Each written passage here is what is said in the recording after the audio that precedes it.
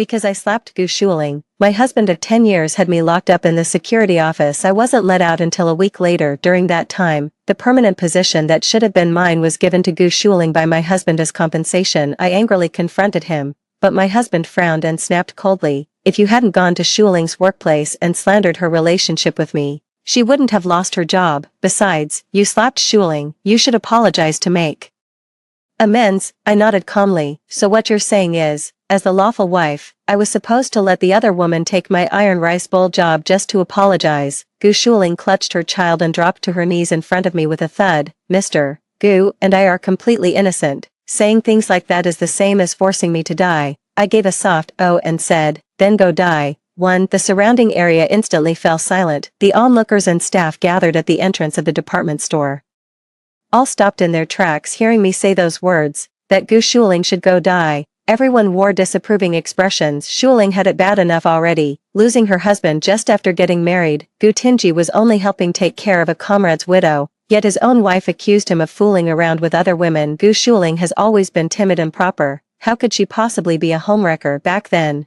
Lin Xuanxue only managed to marry Gu Tinji by getting him drunk. If she can't keep her husband's heart, she should blame herself for being so suspicious of every other woman. Listening to the people around me, my gaze gradually turned icy. Gu Shuling hid behind Gu Tinji and put on a false show of speaking. "It's all my fault, even if you spread rumors about me and brother Gu, even if you hit me without knowing the full story, I still shouldn't have gone to the department store interview. Otherwise, the department store wouldn't have found out that you were slacking off at work. I'm willing to give you my job, as long as you stop suspecting me and brother Gu in the future." As she finished, Gu Shuling shed a tear of helplessness and grievance. The people around them looked at her with even more sympathy and began whispering among themselves. "Lin Xuanxue got into a state-owned unit and still dares to slack off. She's got some nerve." I assented. "Just because her parents died serving the country. Otherwise, how could such a good job have ever gone to her?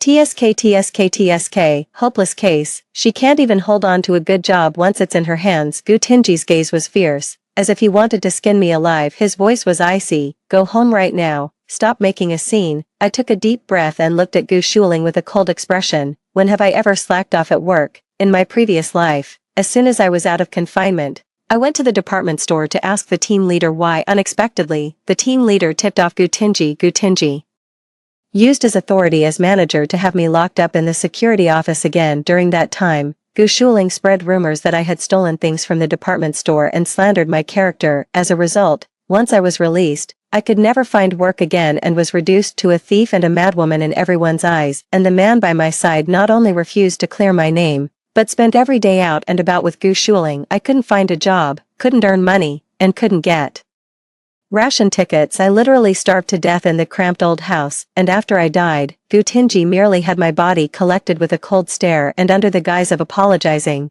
they handed over everything my parents had left behind to Gu Shuling. I was desperate to tear this shameless pair apart, lunging at them wildly, only to hit nothing. Then, with a flash of white light, I suddenly found myself back on the day I was first sent to solitary confinement. I no longer stupidly went to the department store to look for the section chief. Instead, I blocked this shameless pair at the entrance during the morning rush. When foot traffic was heaviest, I looked at Gu Shuling and questioned her once again. "You only started working at the department store a week ago, but a week ago I was falsely accused by my own husband and sent to the security office for solitary confinement. How could you possibly know whether I was slacking off at work? Besides, I've been named an outstanding employee many times. How could I possibly be slacking off?" Gu Shuling's eyes darted around, and she kept glancing at Gu Tinji. I let out a cold laugh. "Did Gu Tinji tell you?" Gu Tinji immediately pulled Gu Shuling behind him. I told her, "There's no need to make things hard for her." I looked at this shameless pair in front of me. I pinched my thigh hard, tears streaming down my face, and looked at the people around us. "You all saw it,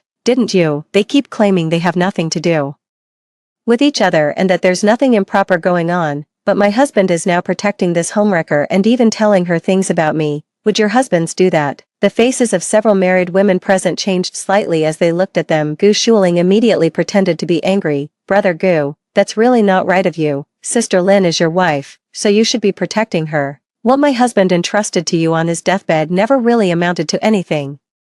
I understand that you don't like Sister Lin's lazy, good-for-nothing ways and her habit of fighting for attention and getting jealous. It's only natural that you'd want to vent to me, but after all, You two are the ones who have to spend your lives together. From now on, we'd better not see each other again." Gu Shuling kept crying, but still wore an air of unwavering loyalty and innocence. I sneered inwardly. Her acting and reactions were practically on the level of a secret agent. No wonder she could reel in so many men according to Gu Shuling's plan. I should have been just like before, furiously rushing up to tear and hit her. That way, she could naturally paint me as an emotionally unstable, jealous woman. But I kept looking at them calmly, my tone steady as I said, "I don't care whether you two keep seeing each other in the future. Give me back the 800 yuan in cash and the grain, flour, and ration coupons." Gu Shuling's expression stiffened. "What 800 yuan, what grain, flour, and ration coupons? I don't know what you're talking about." I directly pulled dozens of vouchers and an IOU from my pocket. "Gu Tinji and I saved up 2,000 yuan after we got married, including the 800 yuan that was mine, and all the monthly grain and flour ration tickets. All of it is gone.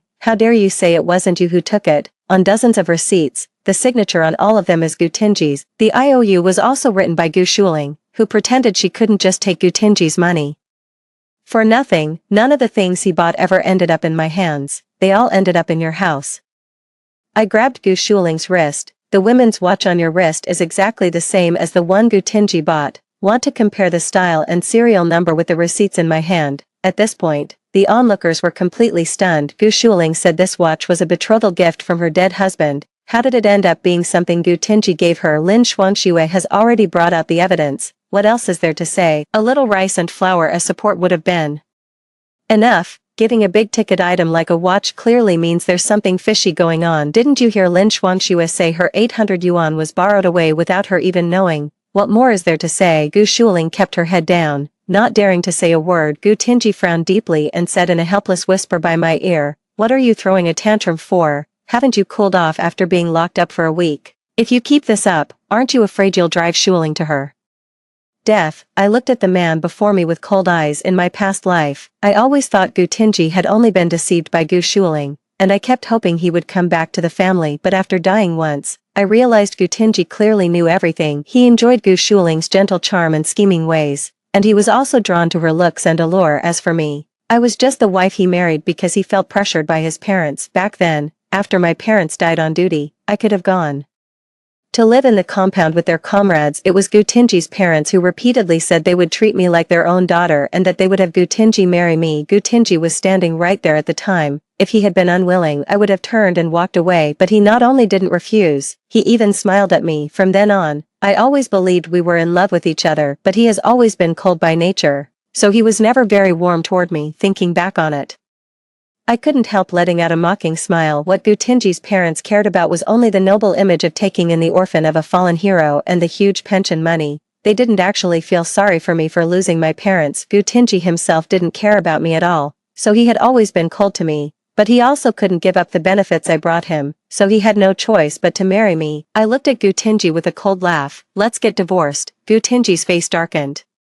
"What nonsense are you spouting?" What I just said, along with the evidence, was enough to prove that there was something unusual between Gu Shuling and Gu Tinji. Now that I had said divorce right there in front of everyone, what else was there not to understand? Lin Xuanxue likes Gu Tinji that much. If he and Gu Shuling hadn't gone too far, she wouldn't have asked for a divorce, right? Who gives up a good marriage and stirs up a divorce for no reason? Gu Tinji must have done something too wrong. Lin Xuanxue. Gu Tinji was so furious that his chest rose and fell violently. "How much longer are you going to keep making a scene? As the manager of a department store, I've already gone out of my way by letting someone like you come in for an internship, and yet you not only slack off but also steal from the company." Comrade Gu Shuling got in on her own merits. She never stole your job, but you've had it in for her. Spread rumors about her over and over, and now you're causing a scene like this. Gu Tinji took a box from his pocket. "You said the watch on Gu Shuling was a gift from me, so where did this one of mine come from?" I looked closely and saw that the watch in Gu Tinji's hand was exactly the same as the one on Gu Shuling's wrist. At last, Gu Shuling burst into tears.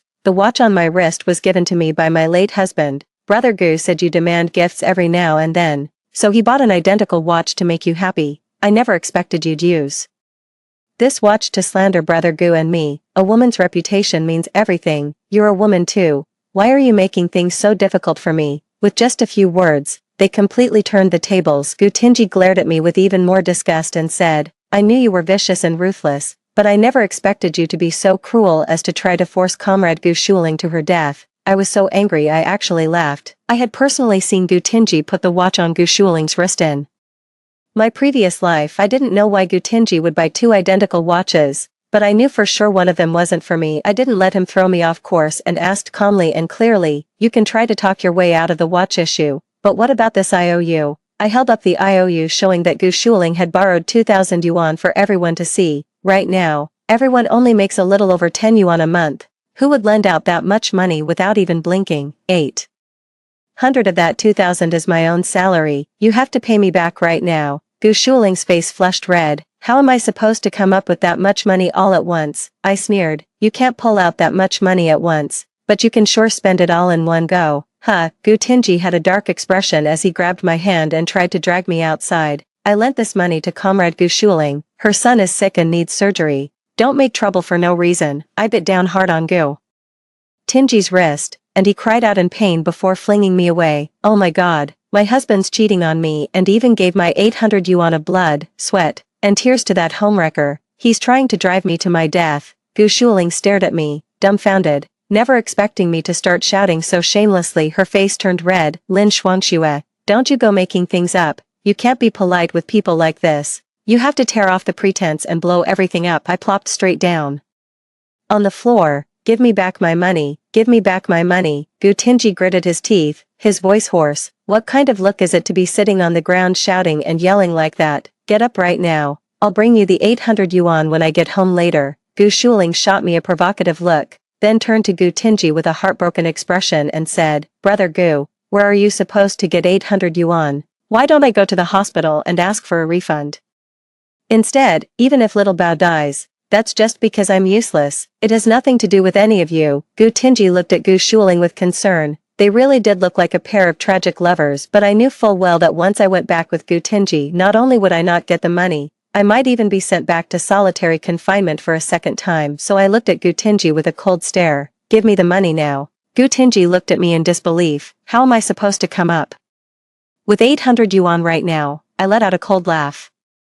I'm giving you 3 counts. Pay me back my money. 1. Gu Tinji said. What's wrong with you? 2. Gu Tinji tried to come grab me, but I dodged him outright. 3. Gu Tinji didn't take it seriously. Fine, I promise you'll get your money. Can you stop making a scene? I suddenly broke out of the crowd and dashed a few steps into the department store. Gu Tinji and Gu Shuling thought I was heading to the leaders to complain and make trouble, so they hurried after me and rushed in. Not only that, the onlookers were also curious and followed along, but I didn't stop at all. I just kept charging upstairs. Gu Tinji finally realized what was going on and reached out to grab me, but he couldn't catch me at all. I ran all the way to the rooftop, climbed over the railing, and stood at the edge, swaying in the wind. Don't come any closer. Everyone was so scared they barely dared to breathe, and they all spoke up to stop me. Whatever it is, come down first. Don't do anything rash. If you fall, you'll lose everything. They pushed her to the point of jumping off a building. Gu Shuling and Gu Tinji must be having an affair if nothing happened between them. How could Gu Tinji possibly be willing to spend so much money on her? Gu Shuling's face went ashen. Whether I jumped today or not after this scene, she would never be able to shake off the label of being a mistress. Gu Tinji realized that too, and called out to me anxiously. I'll go to finance right away and get an advance on my salary. Just come down first. He wanted to come grab me, so I immediately shouted and let go of one hand from the railing. Don't come over. Out of the corner of my eye, I saw that a safety air cushion had already been set up below, so I stepped out a little farther, looking as if I might fall any second. Gu Shuling's legs went weak, and she wanted to run. As long as she wasn't there today, she could later lie and say this had nothing to do with her, but how could I possibly let her get her way? Gu Shuling, give me back my hard-earned money. When someone saw Gu Shuling trying to run, they immediately grabbed her. Lin Xuanxue is about to jump off a building, and you still aren't going to hurry up and give her the money back. Gu Shuling was on the verge of tears. The money had long since been spent, and she simply couldn't produce it. In a panic, Gu Tinji tried borrowing money from everyone, but after pooling it all together, he only came up with 352 yuan. Get down first. I'll go to finance later and ask for an advance on your salary for the rest. I made an O sound and slowly stuck out another foot. Gu Tinji's face went pale with fear. I'll go right now. Don't move. He turned and ran downstairs, and in less than 5 minutes he came back, breathless, clutching a handful of money and handing it to me. Can I come down now? I tilted my head and gave him a smile. No, you have to clear things up in front of everyone, that I wasn't slacking off or stealing anything from the department store, and you need to explain exactly how Gu Shuling got her spot to be made permanent. Gu Tinji glared. Don't push your luck. A sharp knock landed on Gu Tinji's back of the head. Do you have to drive Lin Xuanxue to her death? Just say it already. Gu Tinji's swagger instantly deflated. Boss, what brings you here? If I didn't, your wife would be jumping off the top floor of my department store by now. Are you trying to run me out of business? Gu Shuling's legs went weak, and she tried to slip back into the crowd, but I was quick to speak even faster. Gu Shuling, where do you think you're running off to? A concerned bystander grabbed Gu Shuling and said, this isn't over yet. Hurry up and talk Comrade Lin Xuanxue down. The boss also narrowed his eyes and looked at Gu Shuling, thinking carefully for a moment. Aren't you the employee who joined just a week ago? Wasn't the regular position supposed to be voluntarily given to you by Lin Xuanxue? And didn't you say you were good friends? If you were really good friends, why would Lin Xuanxue be making such a scene that she's threatening to jump off a building? Gu Shuling's face turned deathly pale, and she couldn't say a word. Gu Tinji spoke up first. Lin Xuanxue is my wife. She suspected me and Comrade Gu Shuling, so she stormed into Comrade Gu Shuling's workplace without thinking,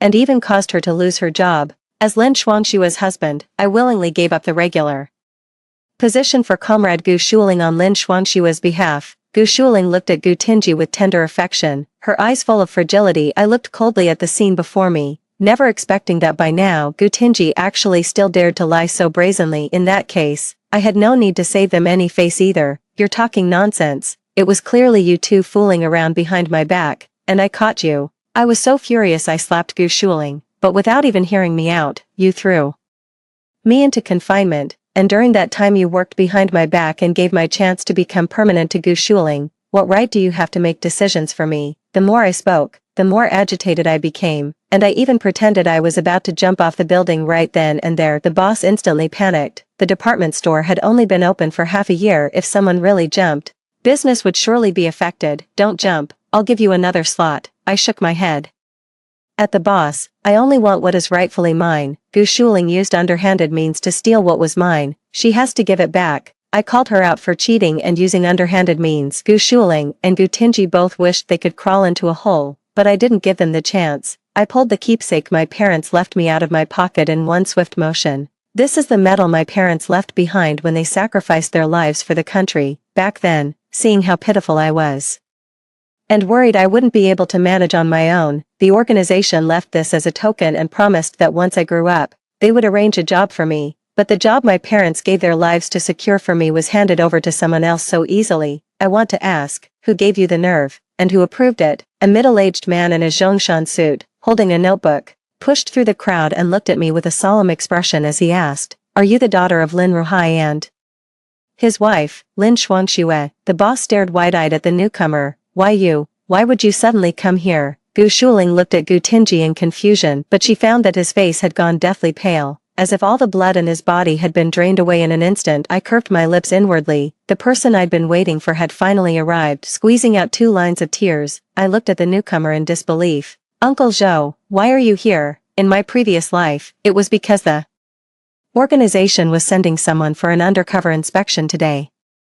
So the team leader would immediately notify Gu Tinji to bring me back and lock me up in solitary confinement. This time, I made them face the very situation they least wanted to deal with. Before Uncle Zhou could say anything, I went on. Back then, you came with my parents' last words to remind me to live well. I'm afraid I'm going to break that promise, for the sake of his best friend's widow. My husband not only gave away the job my parents had traded their lives for, but also sent me to the security office to be locked up. Even if I don't jump today, I'll still never escape the gossip later on. Gu Tinji got anxious. What are you talking about? That's not what happened at all. Don't slander Comrade Gu Shuling without cause. Gu Shuling also hurriedly explained. It was because you caused me to lose my job that Brother Gu used your chance to be officially appointed as compensation for me. I didn't shout and scream like I had just now. I only shed tears and silently looked at Uncle Zhou. You saw it, didn't you? This is my husband. This is what he did. I pointed to the scattered 800 yuan on the ground and said, this 800 yuan was given to me by my husband, because he gave all the family's savings, 2,000 yuan in total, to Gu Shuling without consulting me, his wife. That was a full 2,000 yuan, and it even included my 800 yuan, my horse, Heartrending roar seemed to pour out the resentment I had carried from my past life as. Well, Gu Tinji let out a long sigh and said, didn't I already give you back the 800 yuan that belonged to you? What more do you want? I looked at Gu Tinji with icy eyes. Gu Shuling took my money. I asked her to pay it back. What right do you have to pay me on her behalf? As soon as he said that, Uncle Zhou looked at Gu Tinji with a scrutinizing gaze. Your money is part of the couple's joint marital property. Since Comrade Gu Shuling took Comrade Lin Xuanshua's money, she should be the one to return it. What gives you the right to pay it back for her? The onlookers quietly explained. Looks like Gu Tinji is having an affair, which is why he's paying for her. Otherwise, why would he keep spending money on a widow again and again? It's obvious Gu Tinji has taken a liking to Gu Shuling. Even if Lin Xuanxue isn't as good at dressing up as Gu Shuling, or as pretty, Gu Tinji still can't cheat, right? I felt nothing inside, but on the surface I put on an utterly disappointed look. I looked at Gu Tinji deeply. You wronged me, not the other way around. After saying that, I let go of both hands and fell backward. No, Lin Xuanxue, the boss, his face drained of all color, stared at the empty space beyond the railing. It's over, it's over,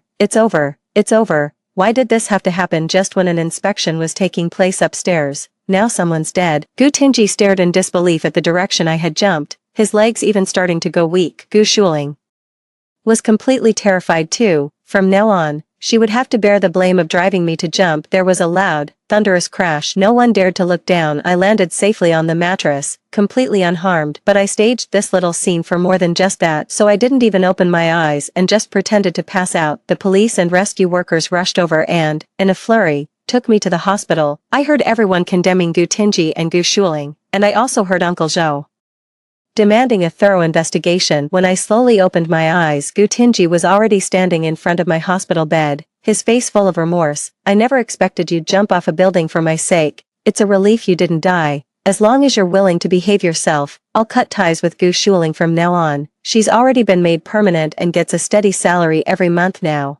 She doesn't need me to look after her anymore. I was disgusted inside, but on the surface I put on a heartbroken look. Go. I don't want to see you. Gu Tinji grabbed my hand at once. I know you caused a scene at the department store because you were jealous. The good news is you're fine. The boss said he won't hold you responsible for the trouble you caused. As long as you behave yourself from now on, we can still live together. Wishful thinking. Uncle Zhou pushed the door open and came straight in. I've looked into everything. Ever since her husband died, you and that Gu Shuling woman have been up to no good. Not only do you often not come home, you even took the grain coupons and wages that belonged to Comrade Lin Xuanxue to support Gu Shuling. You're nothing but a scoundrel. Uncle Zhou and his wife had been devoted to each other all their lives, and he hated nothing more than people who tried to have it both ways. Besides, he and my parents had known each other for years, so there was no way he would just stand by and watch me get bullied. I looked at Uncle Zhou, tears streaming down my face. Uncle Zhou,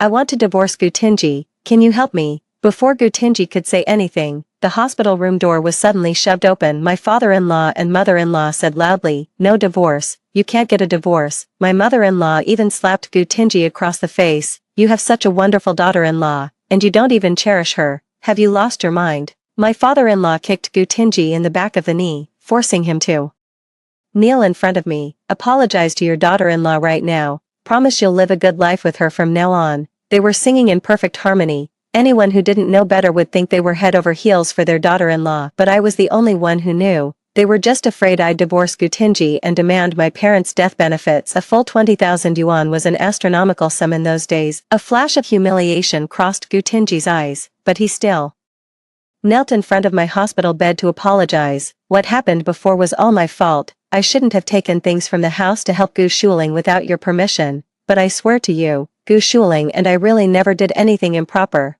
From start to finish, you're the only woman I've ever had. If I had heard those words in my past life, I would have been overjoyed, but now, I already understood. Even if Gu Tinji never did anything with Gu Shuling, it was still cheating. He gave Gu Shuling the job that should have been mine. He gave her my salary too. He even had me sent to the security office and locked in solitary confinement for Gu Shuling's sake. Not to mention all the times he unjustly wronged and hurt me for her. Uncle Zhou wasn't fooled by Gu Tinji's words. Instead, he looked at me solemnly and said, what do you want? If you want to go back with Gu Tinji, I'll make him write a guarantee letter. If he ever wrongs you again, he'll be punished for hooliganism. In those days, cheating could land you in prison.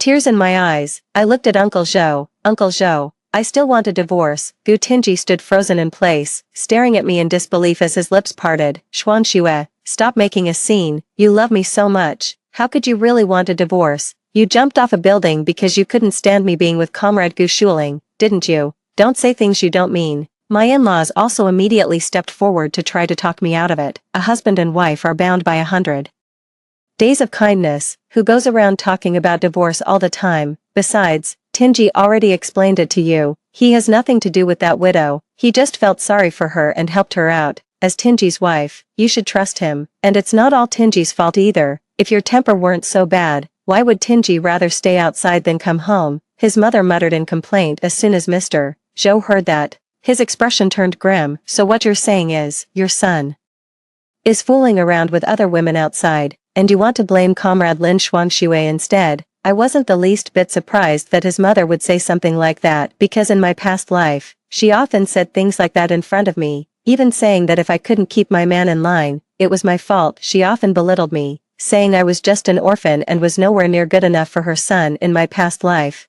She made me feel so insecure that I was always doubting myself. I even thought I hadn't been good enough, which was why Gu Tinji had gone to find Gu Shuling. Only now do I understand that the real problem was clearly Gu Tinji. As a married man, he simply shouldn't have helped another woman with no sense of boundaries. He was even less entitled to use my things to win over Gu Shuling. When Gu Tinji saw Mr. Zhou grow angry, he visibly panicked. My mother is just a rural woman with little education, she misspoke. Please don't take it to heart, Mr. Zhou. Mr. Zhou let out a sneer. The apple doesn't fall far from the tree. Your actions are indeed a reflection of the way your parents raised you. I couldn't help but silently praise him. Mr. Zhou truly deserves to be called an educated man. He can insult people without using a single dirty word. Mr. Zhou's father-in-law and mother-in-law thought he was praising them, and immediately said with smiles, "We care a great deal about our child's education, and we were strict with Tinji from a young age. That's only right." Gu Tinji's face darkened as he looked at his mother-in-law. Stop talking.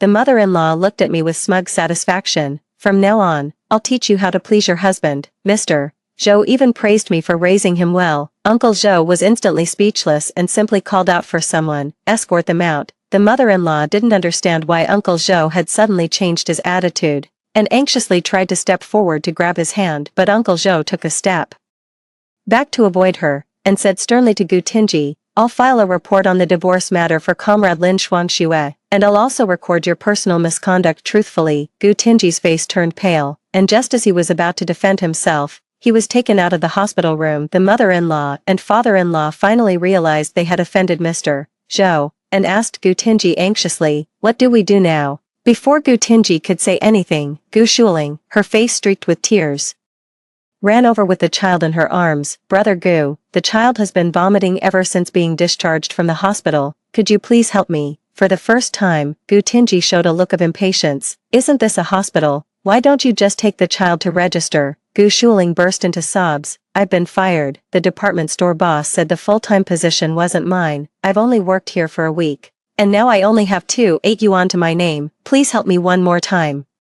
She looked at Gu Tinji pitifully, hoping he would soften again, but before Gu Tinji could say anything, the mother-in-law slapped her across the face. "I was wondering how my perfectly good daughter-in-law suddenly ended up wanting a divorce. So it was you, you cheap tramp, seducing my son." After more than a dozen slaps, Gu Shuling was beaten until her face was completely swollen. Gu Tinji pretended to stop them for a moment. Then, when he couldn't, he simply stepped aside. Uncle Zhou and I both listened to the noisy argument outside and, without a word, showed the same look of impatience. The department store owner came straight to my hospital room with the dismissal notice and fired Gu Tinji in front of Uncle Zhou. At this point, Gu Tinji was completely panicked, but Uncle Zhou simply had someone send them farther away. I looked at Uncle Zhou with gratitude. "Thank you for everything you've done for me." Uncle Zhou shook his head. "Not for you, but for everyone. The department store is a state-owned enterprise. Gu Tinji and Gu Shuling's personal conduct doesn't meet the hiring requirements, so it's only right that they were dismissed. Take good care of yourself, and once you're feeling better, go back to work. The divorce will be settled in at most a week, and after that you can move back into your parents' old house." I looked over at Uncle Zhou with a forlorn expression. "I'm afraid I can't go back."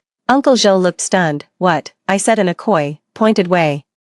Back then I was still young, and my in-laws took the initiative to say they'd manage my parents' pension and the house for me. None of those things are in my hands. Uncle Joe frowned, took a deep breath, and then said, those were left to you by your parents. What right do they have to take them? Besides, since you're divorcing now, they should be returned to you. I looked at Uncle Joe gratefully. Thank you so much. With Uncle Joe's help, my parents' bereavement compensation and the property they had left behind were all returned to me. Uncle Joe said that Gutinji's parents refused to hand anything over at first, even claiming that I had lived off them and eaten their food all these years, so I should have paid them. It wasn't until Uncle Joe told them that seizing the property of a martyr's family could land them in prison, or even get them shot, that they panicked, scrambling to borrow money everywhere to scrape together the compensation and return it to me for a loan.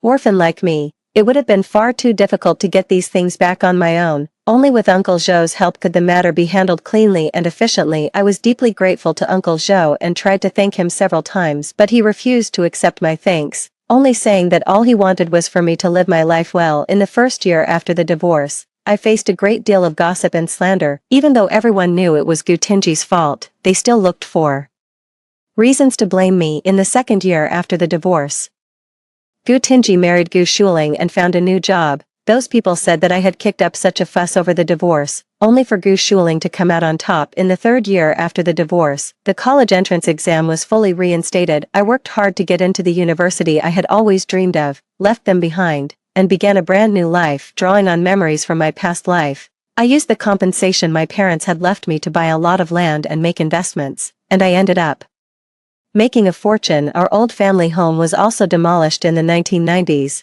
and we received a huge payout. By the time the 21st century arrived, I was already past 50 by now. No one would say the divorce was my fault. Some even called me a forward-thinking woman of the new era, and once, by chance, I saw a couple arguing by the roadside. They were red-faced, quarreling over a single dollar. One blamed the other for being unable to manage the household budget, while the other retorted that they were useless at making money. Then it suddenly occurred to me that in the years after the college entrance exams were reinstated, there had been a wave of layoffs. I heard that Gutinji and Gu Shuling had both lost their jobs, and with no real skills to speak of, they could only take the hardest, most exhausting manual labor. I turned and walked away, never looking at them again. After all, they had long since been cut out of my life's path. The end. That wraps up the first story. Don't go anywhere. The next one gets even better. My son won an award for his capstone project, and the prize money was 20,000 yuan. He spent 10,000 yuan on a pair of sneakers for himself, 5,000 yuan on a suit for his dad, and used the remaining 5,000 yuan to sign his grandparents up for a travel tour. I thought he had a bigger surprise in store for me and waited with great anticipation. When he noticed I was waiting, he frowned and muttered, "You're just a stay-at-home mom. You've never really done anything for me, so what right do you have to split my money?" After hearing that, my husband looked at me with obvious disgust. "Being a stay-at-home mom means you've got it easy. We've already handed you such a huge blessing, and you still have the nerve to want to spend the money." He's after my son's money like there's no tomorrow. Later, everyone in the family got insurance except me. They said a housewife doesn't work hard and won't get sick. In the end, I was the only one in the family who developed a serious illness from overwork. When they saw how high the surgery cost was, they gave up on treatment right away. In the end, I died alone in the hospital. When I opened my eyes again, I had been reborn. My son was insulting me, calling me a control freak. "All you ever do is boss me around and try to control everything I do. You won't let me eat or drink anything I want. I'm sick of it. Damn it. Can you just go die already?" My son's spit hit my face, and I froze for a moment. Looking around, I was stunned by the familiar scene before me. I had been reborn, back to the year my son was in 9th grade. Since there was only 1 year left, I put together a high school entrance exam prep plan for him. Today was the 5th day after it started, and the moment he got home, he blew up. He came in cursing and throwing sarcastic jabs. I had barely asked him a single question when he shot back with what he just said. He casually slammed the dictionary pen I bought him onto the floor and crushed it under his foot. "Damn English, go learn it yourself. Don't shove your own dreams onto me and make me finish them for you, you selfish jerk." This was already the third time he'd lost it this week. I asked him calmly, "Didn't you say you'd never go to anything but a top high school?" He let out a disdainful cold laugh. "I've been at the top of my class ever since middle school. A lousy key school. You think I can't get in?" The grandmother on the sofa chimed in, "Exactly, Chuan Yin, you're too Hard on Lele. Our Lele is so smart, there's no need for him to learn so much. Your arrangement has already left him gasping for air. You should reflect on yourself. The grandfather spat out the sunflower seed shells in his mouth and nodded along too. I asked them, an hour of self-study every night, 3 hours of tutoring every Saturday, and Sundays completely off. Does that really count as strict for someone preparing for exams? Lele slammed his school bag onto the floor. You're a fucking control freak. You enjoy controlling me, so of course you don't think it's strict. I'm a person, I need to breathe, give me back my weekends and evenings. Her husband, Wu Qi, pushed the door open, his brow tightly furrowed. What are you arguing about now? I could hear you all the way in the hallway. He turned to me and asked, Chuan Yen, you've been nagging Lele again, haven't you? The whole family had decided it was my fault. I remembered that at this time in my previous life, I had desperately tried to prove with examples that if Lele didn't work hard, he'd fall behind, and in the end I only earned the whole family's sideways glances and resentment. It just made me feel pitiful and ridiculous. This time, I wasn't angry or anxious. I asked my son, then what do you want to do? Lele looked over in surprise,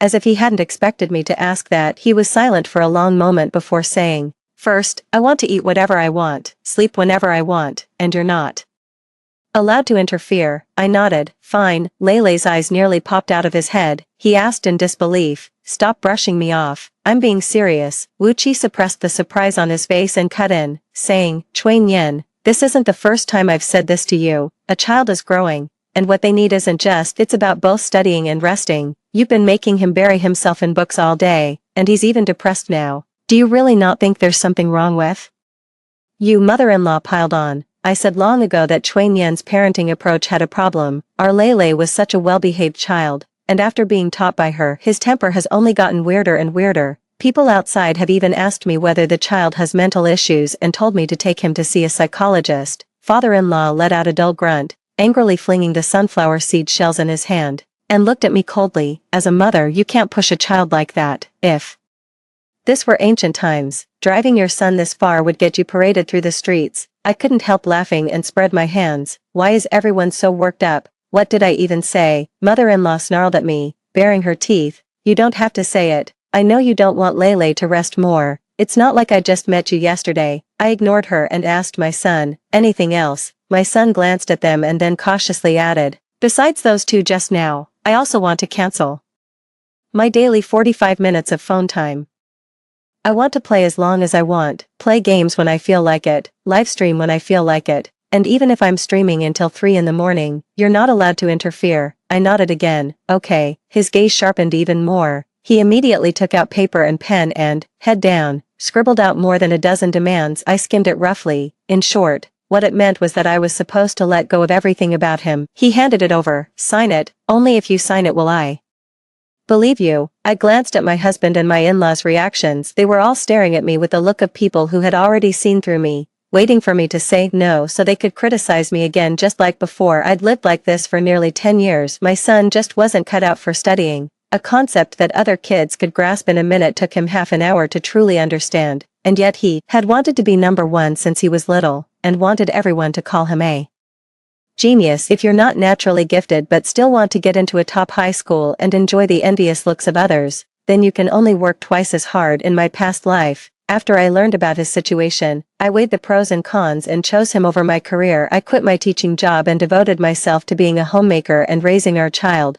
bringing his grades up from the bottom of the class to the top 10. My daily routine was housework and taking care of my in-laws, plus buying him study materials, making study plans, helping with homework, and reinforcing what he'd learned, all while balancing work and rest. It went on like that for nearly 10 years, year after year. Though that life was dull and exhausting, seeing his progress with my own eyes made it all worth it. I put up with his endless tantrums and, despite being smeared with all kinds of baseless accusations, raised him into a top student in the design department of a 985 university who even won the thesis project scholarship with outstanding work. And what did I get in the end? When he got up on stage to give his speech, he kept thanking a whole bunch of people, himself included, as well as his dad, his grandparents, teachers, and classmates, even the stray cats in the neighborhood, but he didn't mention me once. The bonus, of course, had nothing to do with me. After college, he rode all the way on the back of the glory I helped him earn and landed a job offer from a top-tier company in the very first month.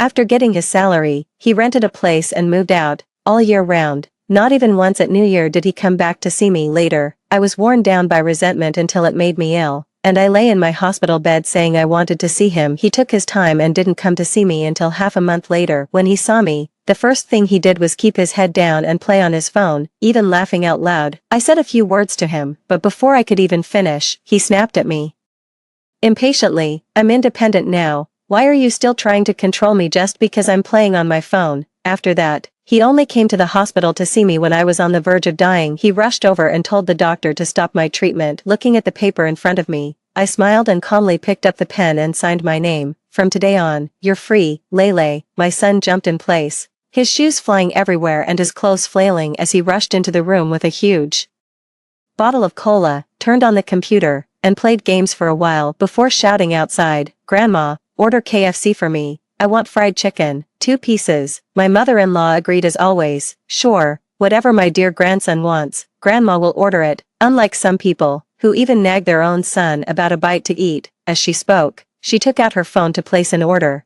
glancing straight over at me as if waiting for me to stop her. Lele doesn't like exercising but loves fried food. At 5 feet 11 inches. He's already close to 180 pounds, which makes him quite heavy, and his health metrics are all hanging by a thread. I did my best to help him lose weight and made him low-calorie meals, but I still couldn't stop his dad from giving him money to buy snacks at school. So once he got home, I usually wouldn't let him have any snacks at all just over this one issue. I've argued with my family no fewer than 5 times. Seeing that I wasn't saying anything, my mother-in-law deliberately said to my father-in-law, "Old man, look, I ordered 2 pieces of fried chicken for Lele." She said it loudly, as if worried I wouldn't hear her. I took my phone outside to answer the call and ignored her. I had just messaged an old colleague to ask about work, and she called me back. We used to work at the same school. Later, I quit to become a full-time homemaker, and she quit to start her own business and open her own agency a year ago. When we ran into each other, she found out I had been staying home to tutor my child and had never left the education field. She was so excited that she grabbed me and asked me to join her company. In my previous life, I was tempted, but when I thought about how my son needed one-on-one guidance from me, I refused without hesitation. This time, I'm going to start my life over. When she heard I was willing to go, she excitedly invited me to dinner. I immediately packed up and headed out. When my mother-in-law saw this, she asked nervously, "It's almost 6 o'clock. Where are you going? Aren't you cooking dinner?" "I have plans." "Even if you have plans, you still can't go. The whole family is waiting to eat." My mother-in-law looked ferocious, her mouth gaping wide like a bloodthirsty maw. "If you've got hands, do it yourself. If you don't, then go hungry." With that said, I walked straight out the door. Having dinner, shopping, and getting my nails done with my coworkers left me feeling more relaxed than ever before, both physically and mentally. I used to think about helping my son come in first, and taking good care of the family so my husband could focus on work. My mind was constantly tense, my face had lost its smile, and only the wrinkles deepened day by day. Tonight, just doing simple things with my coworkers made me feel like I was back in my 20s. By the time I got home, it was almost 10 o'clock. The lights in the living room were still on, and Wuchi was waiting for me with a dark expression. "So you still know how to come home, huh?" I faced him calmly. "I'm not lost, am I? Of course I know." His face darkened even more as he pointed to the mess on the floor and said, "See that? This is all stuff your precious son threw around. All these sunflower seed shells all the way to his bedroom, plus all kinds of chip crumbs and dirty tissues. A perfectly good home has been turned into a trash dump by him, and look at the time now." He ate 2 pieces of fried chicken before dinner, then had a box of takeout with us at dinner, and now Grandma's even making him noodles. At this rate, he'll be 200 pounds by tomorrow. That's not all. I just went through his homework, and he hasn't written a single word today. He's been playing that game since 6 o'clock. Does that make any sense? He got more and more worked up, turned to the wall calendar, and slapped it for emphasis. There are only 10 days left until the midterm, and after that, there's the parent-teacher conference. I've already told my coworkers my son gets great grades and always places in the top 10. I was even planning to go to the conference and show them photos, but with the way he's reviewing now, how is he supposed to stay in the top 10? I listened quietly as he rambled on, then let out a small laugh. "So you knew all along. I thought you didn't understand, which is why every time I disciplined our child you accused me of being too strict and driving the kid crazy." His expression changed. After holding back for a long time, he finally squeezed out, "Cut the act with me. You're the Kid's mother, you know best how to do what's right for him, letting him run wild is absolutely not love. He waved a hand and ordered me. I know you're only putting on an act with him, but time is precious, stop pretending and go deal with him now. I arched a brow. No, I'm not, since I've already signed. I'm not going back on my word. If you want to handle it, go ahead. He's not my son alone, he said, perfectly justified. I have to work to support you both. I tossed out the contract I'd just signed. Funny enough, I've gone back to work too. Base salary 8,000 plus commission. I start tomorrow. He picked it up and took a glance. The fire in him instantly died down, and he even started stammering. Why, you're serious? I shrugged. He hurried over and had me sit down on the sofa, then tried to reason with me earnestly. Why go through all this? You've got food and drink at home, taken care of. Why go out and show your face? Isn't the 3,000 yuan I give you every month enough? I let out a sneer. Try it yourself, and you'll know whether it's enough. After a moment of silence, he pulled out his phone and showed me a female live streamer. You think it's so easy to make 8,000 at an education company? What kind of decent job can a married woman even find out there? They're all lying to you. In the end, they just want you doing this kind of borderline, attention-seeking live streaming. Look at this woman, how disgusting, how cheap. You want to become someone like her. The hostility toward women in his words disgusted me. Your brain must be full of shit, piss, and garbage. You're filthy yourself, so everything you see looks filthy. He gave a cold laugh, licked his lips, and went on. No, this is the most critical stage for your son. If he flops the middle school entrance exam, he'll have to go to an ordinary high school. Can you get into a good university from an ordinary high school? Absolutely not. So what future is he supposed to have? I turned and shouted toward my son's room. Lele, without my help, can you get into a top school on your own? Just then, my son came out to use the bathroom and let out a disdainful laugh when he heard that. You make it sound like you were the one helping me place in the top 10 every time before an exam. That's because I'm smart, and it has nothing to do with you. Ha, those were all the flattery his grandparents had fed him, and he actually believed it. His IQ was clearly a concern. Woo.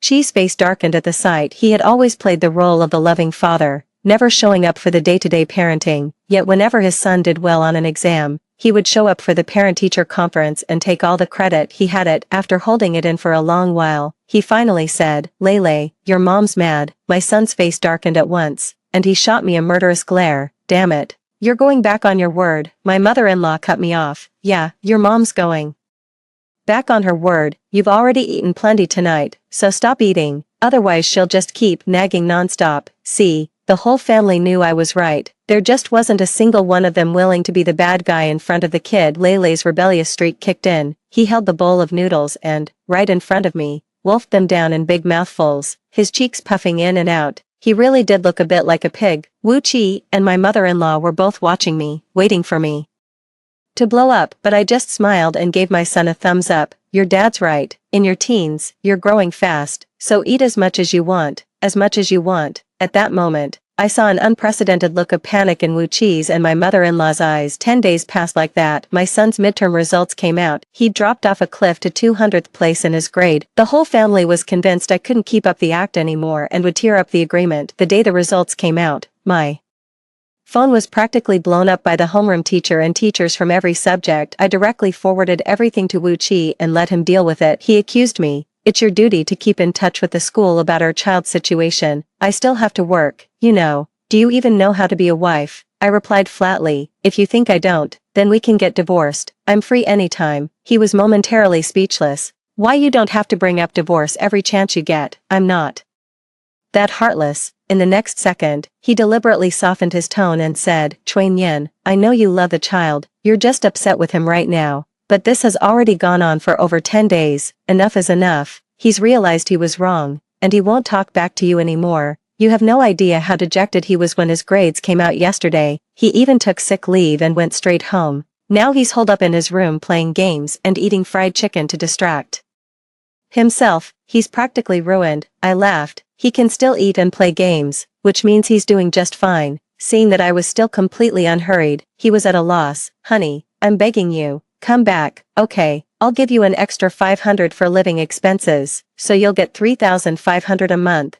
Quit that job and come back to manage the household already. Men are supposed to work outside and women to take care of the home. That's been the tradition since ancient times. If you just walk away and stop minding things. Wouldn't this whole family fall apart? I sighed softly. I can't. I just signed a contract, and my boss even asked me to run an advanced class. If I suddenly leave, I'll have to pay a penalty. Total liquidated damages of 500,000, if you've got it. Just transfer it over and pay it for me. Okay, he blew up. What kind of liquidated damages are that outrageous? Impossible. I don't believe it, you're lying to me. I spread my hands. If you insist on thinking that, there's nothing I can do. He angrily hung up the phone. I shook my head with a smile. I wondered how long he could hold out. Already calling for help. Pathetic. When I got home, I saw the report card posted on the wall. As soon as I walked in, the words "dropped 216 places" were circled in big bold letters. If this had been the old me, I definitely would have been crying in a panic. This had happened before, too, back then. Lele was playful and didn't follow the revision plan I'd made for him during the week before the exam, which caused his score to drop by more than 20 places. I was so anxious I couldn't sleep all night, and I was losing handfuls of hair. Wuchi even said I was being overly nervous to them. This result was enough to make me fly into a rage and go on a rampage at home. At that moment, all of them were sitting on the sofa, sneaking glances at my reaction. Only Lele was comfortably curled up on the sofa playing a mobile game, occasionally blurting out a curse word while coordinating with his teammates. I calmly changed my shoes and went inside. Seeing that I still showed no reaction, they all started putting on a performance in front of me. My mother-in-law kept feeding Lele high-calorie food, my father-in-law held out a plate to feed the child fruit, and Wuchi used Baidu to look up homework answers for the child to copy and copied them down. He even deliberately raised his voice so I could hear him. Lele, it's fine. No matter how hard the questions are, the answers are all right. They're for you, just copy them, no need to use your brain. The kid was thrilled. I told you ages ago this would work. My mom always goes on about thinking, what a fossil. He copied them with great enthusiasm. Before long, he had finished copying all the answers. Wuchi said again, son, for the next exam, Dad believes you'll definitely come first. Chuan Yen, don't you agree? I raised an eyebrow. Your business. Your decision, no need to ask me. As soon as Lele heard that, he let out a scoff. Mom, do you think I only did badly this time because you weren't helping me? Please don't flatter yourself. I was just taking it easy on purpose. It's only a midterm, not some major exam. As long as I put my mind to it, first place would be a piece of cake. I gave him a thumbs up. Impressive. He got even cockier. The others, however, couldn't sit still. You could see the anxiety in every fiber of their being. Over the entire weekend, he went out of his way to spoil the child right in front of me, trying to get a rise out of me. Wuchi even took the kid to work, telling me that even without me, he could handle both his job and the child just fine. As it turned out,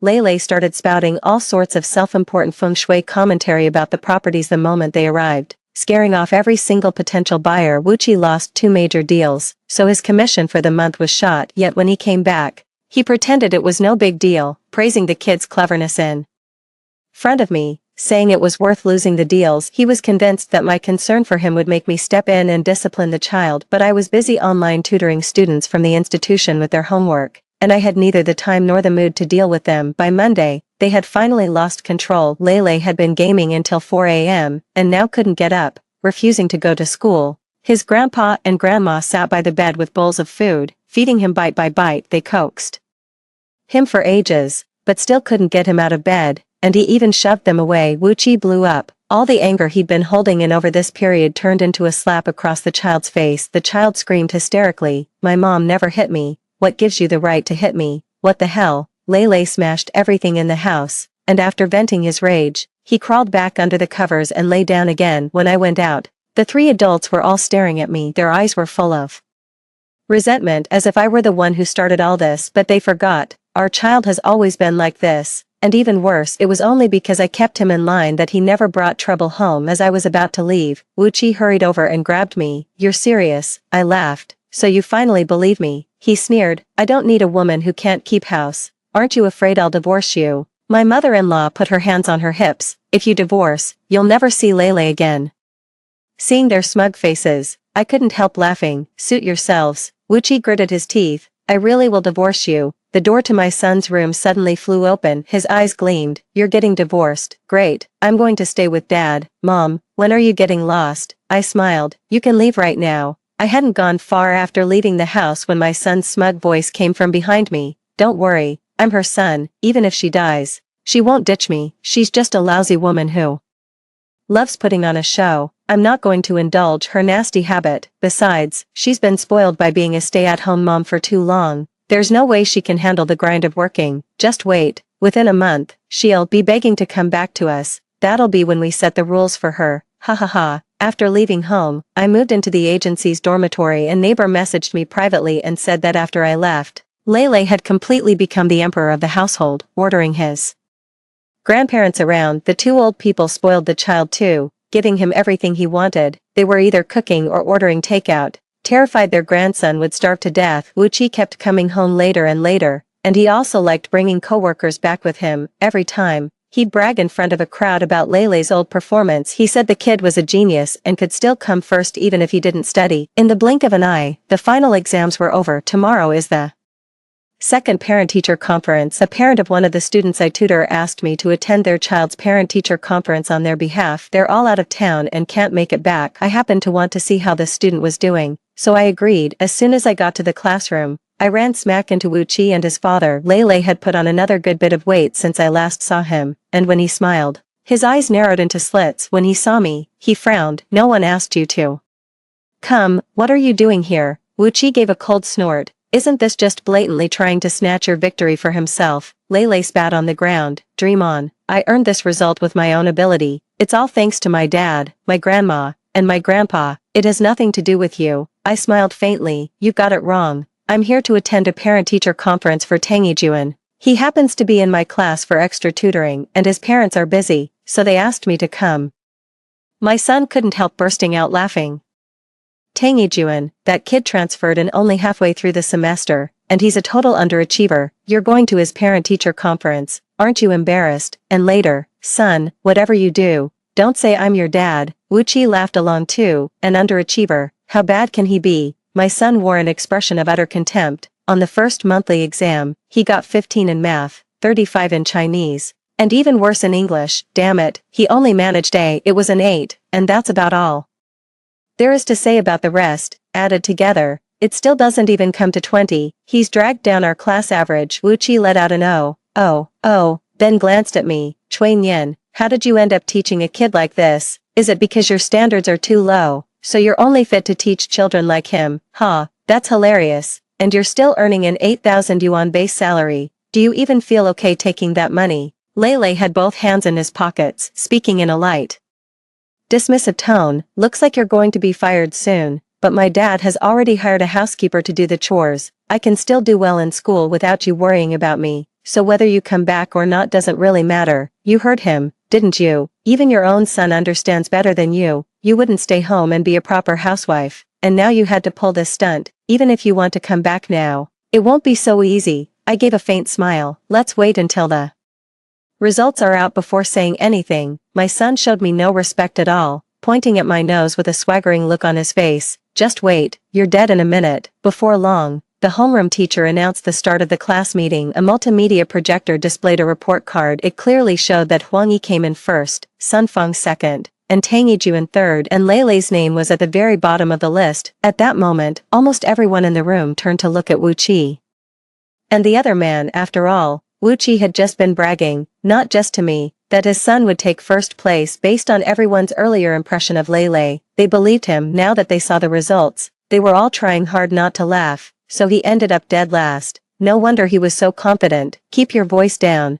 Is coming in last something to be proud of? They seem to think it is. Didn't you see how smug they were just now? It was really asking for a beating. I even heard them mocking Tangyijuan just now. They've got some nerve. How can the last place student ridicule the third place student as a loser? Has their brain gone fuzzy, into water? If the son is such a muddlehead, fine, but the father is making a fool of himself too. A crooked stick makes a crooked shadow. The father and son both turned green, with his head down and his fists clenched. The son suddenly flipped the table over and pointed at Tangyijuan, shouting, he cheated, he definitely cheated. He was dead last on the monthly exam before. How could he possibly be third now? My paper must have been graded wrong. I demand to see it. The homeroom teacher stopped him sternly. Wola, I've told you more than once about your situation. You used to do well, but ever since the last midterm, you've gotten careless, kept taking leave, and haven't even been doing your homework. In this state, how could you possibly do well? Here,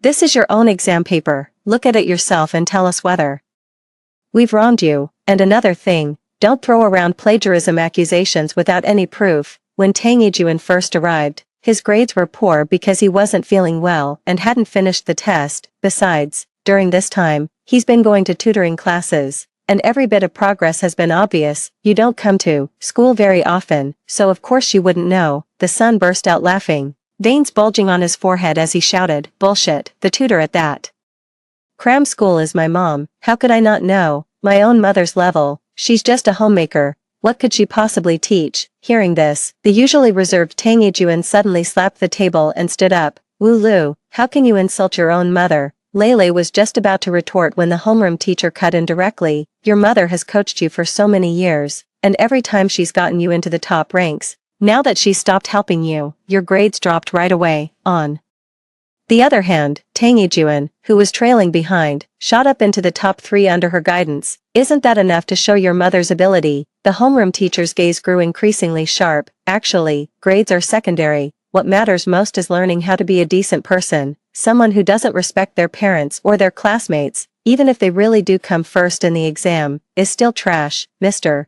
Wu, I hope you'll take your child home and teach him properly." Wu Qi came back to himself with a jolt and nodded with a hand over his face. His face was already red to the roots as far as I know. Just now he even went on video chat with his colleagues to show off. He never expected his son to come in dead last and he was utterly humiliated. He still hadn't recovered from the shock. After the parent-teacher conference ended, he blocked my way. "Your son came in dead last. And you're really okay with that? You have time to help other people's kids improve their grades.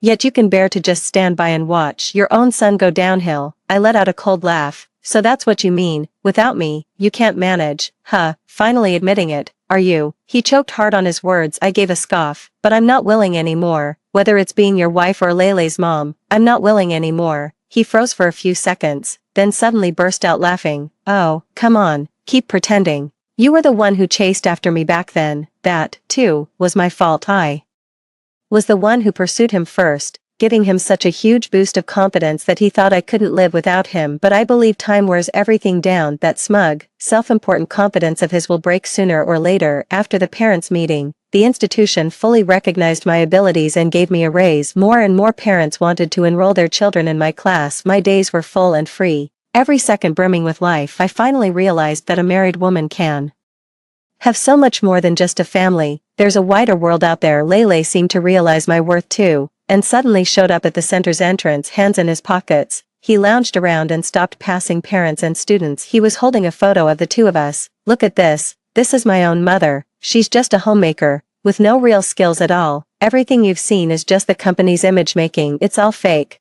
If you don't want to waste your money and time, hurry up and pull your kid out of her class. She doesn't take care of the house, the kids, her husband, or her in-laws. She's selfish and utterly shameless, basically a disgrace to society. If your child stays with her, they'll only end up growing into an ungrateful wolf." Seeing this, my colleague, who had just a moment ago been joking with me that the child was trying to win me back, immediately fell silent. Her face darkened. "How can this child be like this?" I said. "He really is trying to win me back. Only the way he's doing it is by cutting off my fallback options and forcing me to turn back, making me feel that only he and his father can be my support. That's what lies at the core of Lele. In my past life, I spent more than a decade of time and energy trying to change him. By the time he reached high school, I had finally raised him into a polite, well-mannered child. I thought I had succeeded. In fact, I never succeeded at all. The child had changed all right. He had become more calculating and learned how to disguise himself. That was my biggest failure. About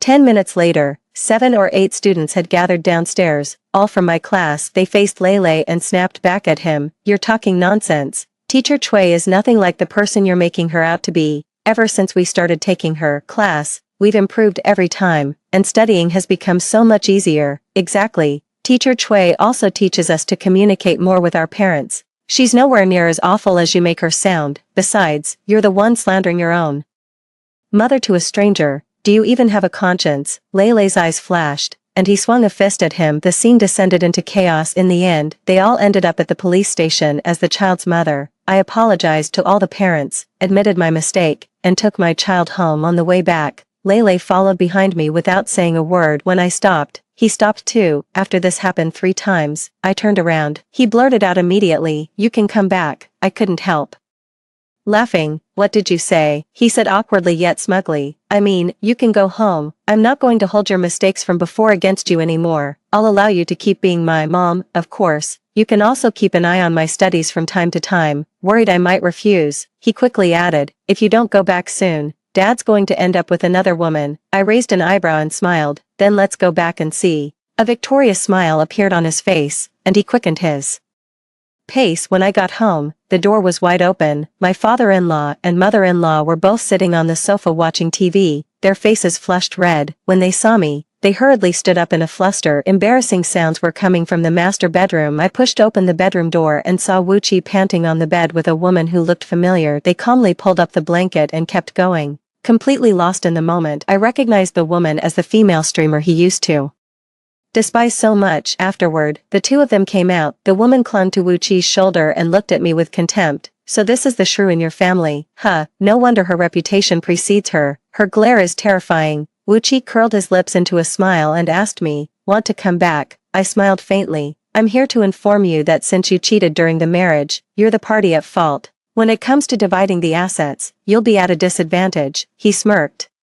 "Cheating? Do you have any proof?" I said nothing else and turned to leave. Lele suddenly grabbed my arm. "Where are you going?" I glanced at him. "You already have a new mom, so I won't overstay my welcome." The female livestream host looped her arm through my son's. "That's right, Lele. From now on, I'll be the one to spoil you." There was a struggle in Lele's eyes, as if he wanted to shake off the livestream host, but the next second, he did the opposite, grabbed her hand, and shouted loudly, "Okay, Mom." He kept sneaking glances at me the whole time. My mother-in-law rushed over and shot me a warning look. "If you keep your mouth shut, your husband and son will both be someone else's." I let out a derisive laugh. "What else is there to say? This was all your own choice. You and Grandpa told Lele that I was a horrible mother, and Wu Qi deliberately went against me whenever I was disciplining the child, so as to reinforce the bad mother image you forced onto me. Everything you did was just to make my son hate me and despise me, wasn't it? I'm officially telling you now, you succeeded. You don't have to keep putting on this act for me anymore." Lele's eyes widened as he looked at the three of them, deep in thought. That was exactly the expression I had come here to see. Once I'd gotten what I wanted, I didn't stay another second. After I got back, I extracted the evidence of Wu Qi's infidelity from the hidden pinhole camera and sent it to a law firm, preparing to file for divorce. I had quietly installed that camera the day after I was reborn. It was there to capture proof of Wu Qi cheating, so I could get as much of the property as possible. The female host had a bit of a following online, and as soon as she posted the video, it generated quite a buzz. 3 months later, I won the divorce case. Since the child chose to stay with his father, I could only get half of the assets. The moment I got the divorce certificate, I felt completely relieved. I drank with friends to celebrate, went on trips and team-building outings, and lived freely and at ease. But just half a month later, the police called my new phone. They said something had happened to Lele, and the family was all looking for me. With no other choice, I had to go to the police station for help. My mother-in-law was crying on the phone. "Lele's mom, please come back.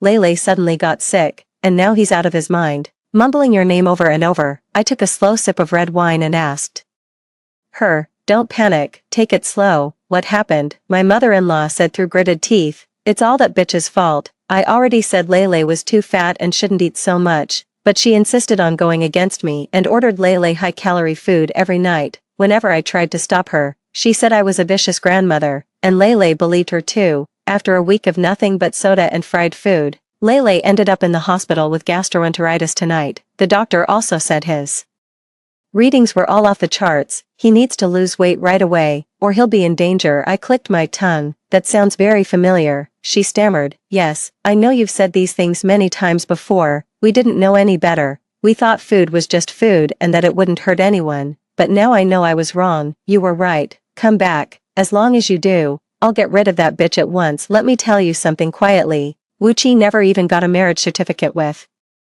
her. He just used her as part of the act to make you come back.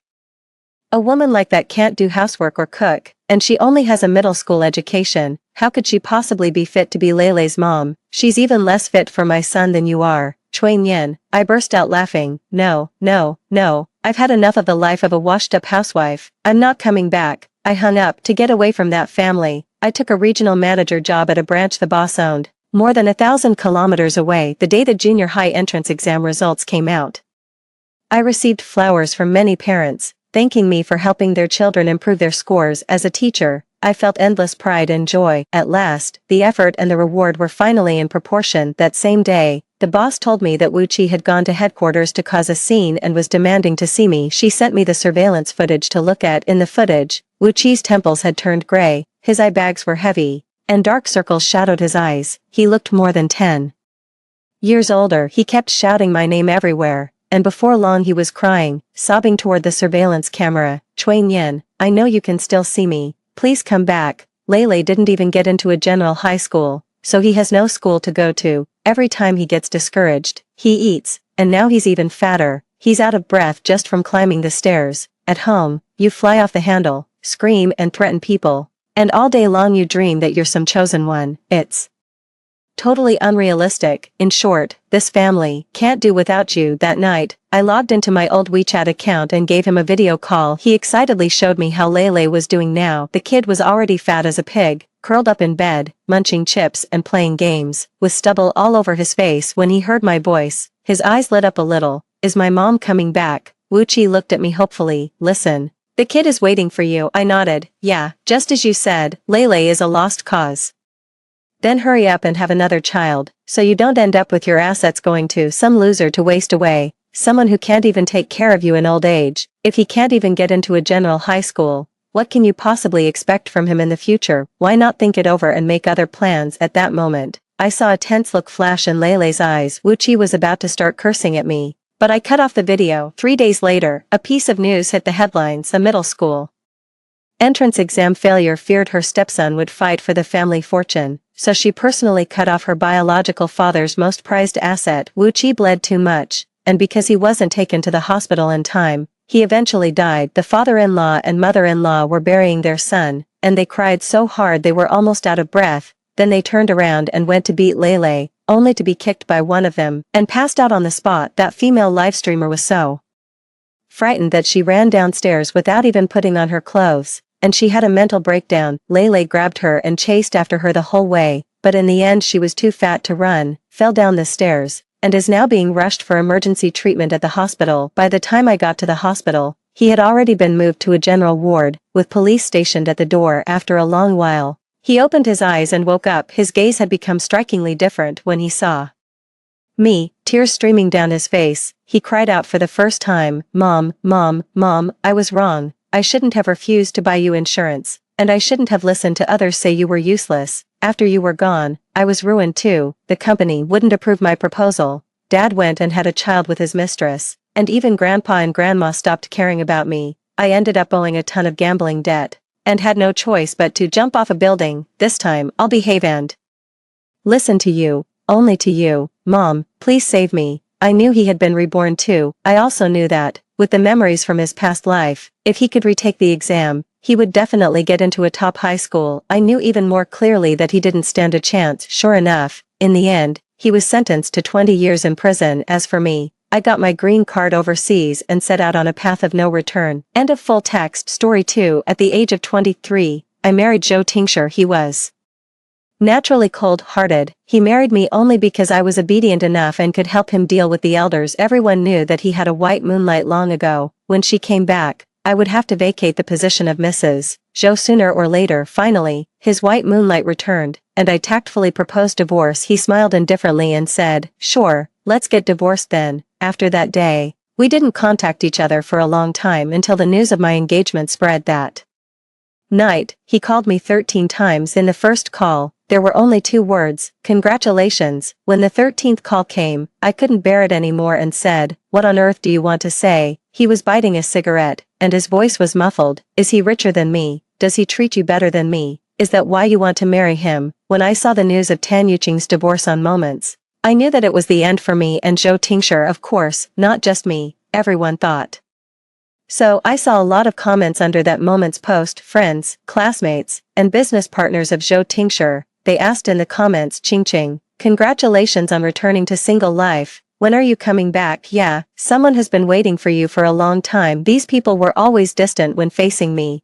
When I went to parties with Zhou Tingshi, they would politely call me sister-in-law, but after that, they would immediately look away and never say another word but. Occasionally when our eyes met, I could see clearly, the look in their eyes when they looked at me was tinged with pity. Yes, when we watch movies or read stories, who doesn't like to see talented scholars and beautiful ladies end up together? There are already enough regrets and imperfections in life. Zhou Tingshi and Tan Yuqing were such a perfect couple. They grew up together, studied together, and then naturally fell in love. Everyone around them said that they would definitely get married in the future if Tan Yuqing hadn't married someone else. I had seen a photo of Tan Yuqing and Zhou Tingshi at Zhou's mother's place before. Tan Yuqing was very beautiful, her skin was as white as porcelain jade. She stood beside the man coquettishly, with a smile in her eyes. Anyone who saw them would praise their match. Zhou's mother sighed and said to me, I don't know what Yuqing was thinking, she went abroad and got married over there. Poor Tingshi. She didn't continue, but I knew she wanted to say that poor Zhou Tingshi had lost his beloved and then married me in a muddle.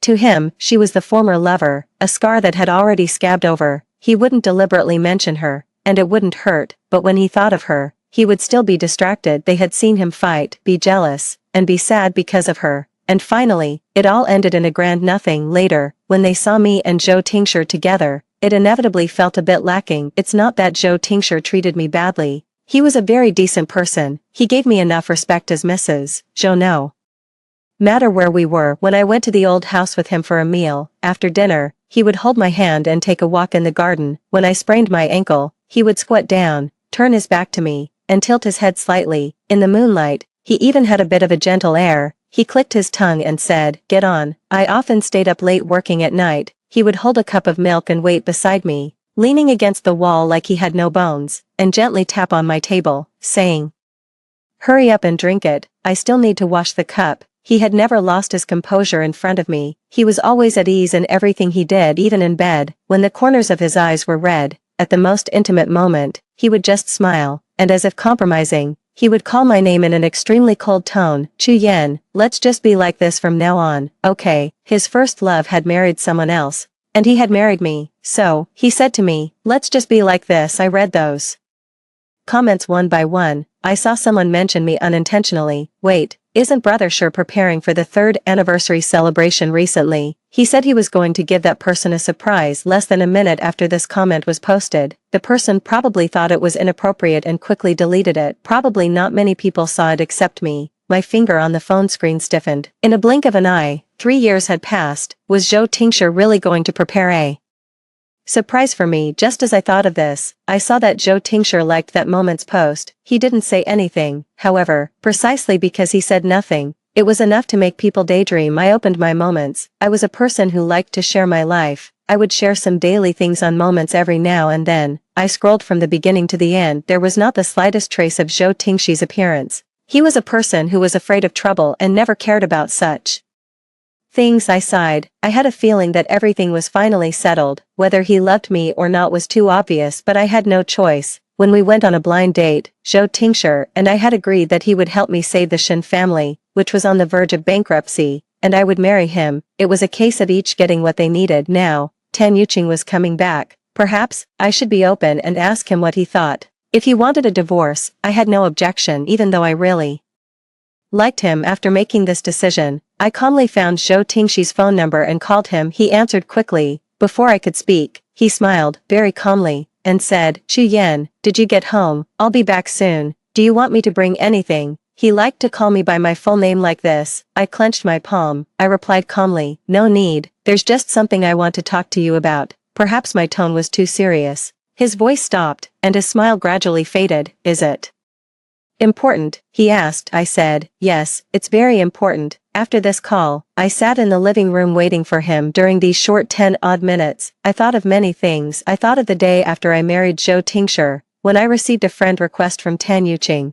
She said she was Zhou Tingshi's childhood friend, far abroad, and couldn't come to our wedding. She could only say happy wedding to me in this way. She said she was sorry. At that time, I didn't know she was Zhou Tingshi's unforgettable first love. I replied politely with a thank you. Later, when I knew her identity, I suddenly realized that I was sometimes pitifully slow, but for some reason, I didn't delete her, nor did I tell anyone about this, probably because at that time, I didn't love Zhou Tingshi yet. People are inherently fond of watching drama. I watched all this coldly, wanting to see what else Tan Yuqing would do, but unfortunately, she didn't do anything. Instead, the relationship between me and Zhou Tingshi became closer many times. I thought that Zhou Tingshi probably liked my obedience and silence, but there was nothing more than that. He was no longer young and wouldn't love me the way he loved Tan Yuqing that night. I didn't wait for Zhou Tingshi to come back, nor did I wait for his message or call. I called him several times, but no one answered. I held my phone, looking at the number in the address book. For a moment,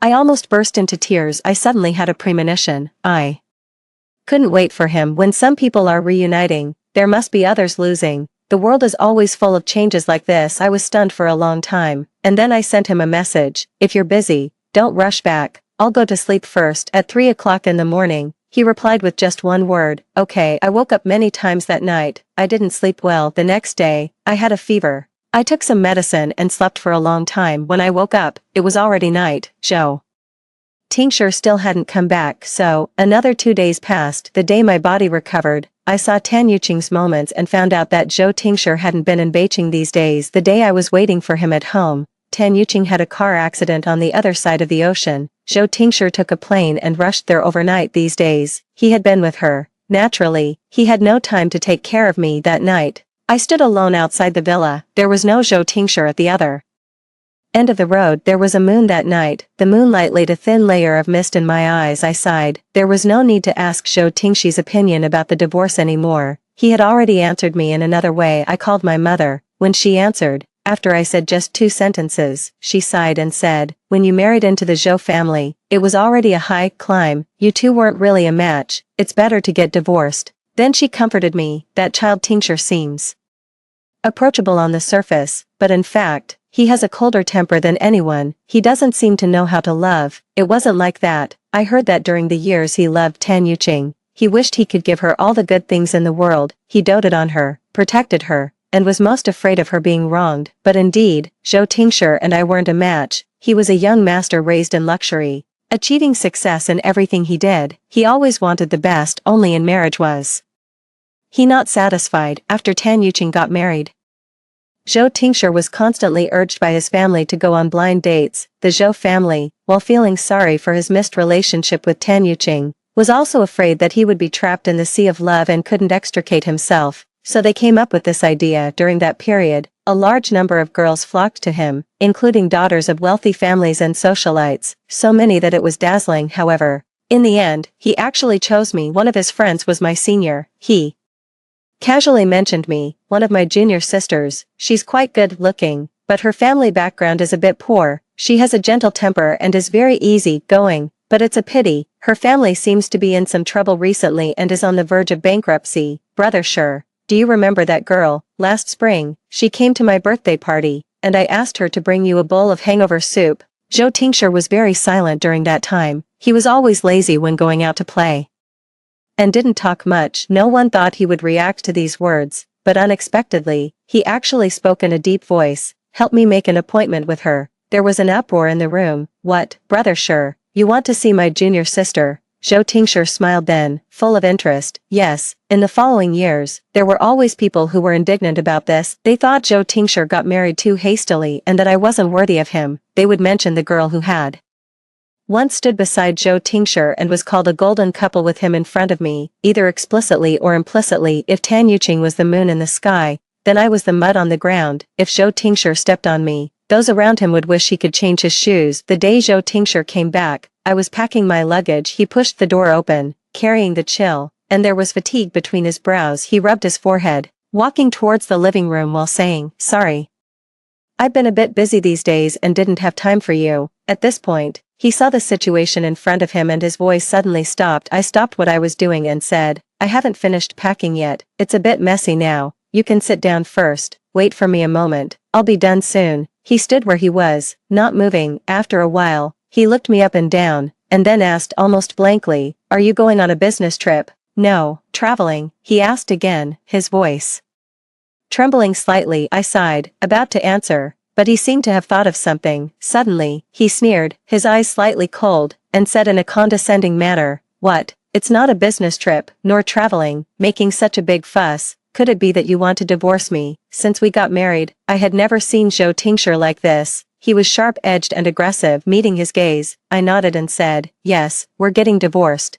He pursed his lips and looked at the luggage beside me again. Are you serious? Before getting married, he told me that as long as I felt tired or bored, I could end this marriage at any time. I replied with an and said, I'm serious. Under the warm yellow light, he was silent. After a long time, he said, give me a reason. I held the suitcase in my hand. Not knowing where to start, he sat down, looking very patient. Can't say it. It's okay, the night is long. You can think slowly, I have plenty of time. The man's expression was calm, and there were dark circles under his eyes. It was obvious that he hadn't had a good sleep for a long time. I took a deep breath, about to speak, but there was a knock on the door outside. It was the driver I had made an appointment with. I walked over, opened the door, and said, I'll be right there. I turned back and looked at Joe Tincture. The words I had originally wanted to say were swallowed back. After all, it was he who had helped me back then, and I could never get involved in the matter between him and Tan Yuqing. Now that I had decided to help them get back together, why say so much? It's very simple. 3 years have passed, and I'm tired of it. He was slightly stunned, frowning and looking at me. I put the divorce agreement in front of him and then walked out. As I was about to go out,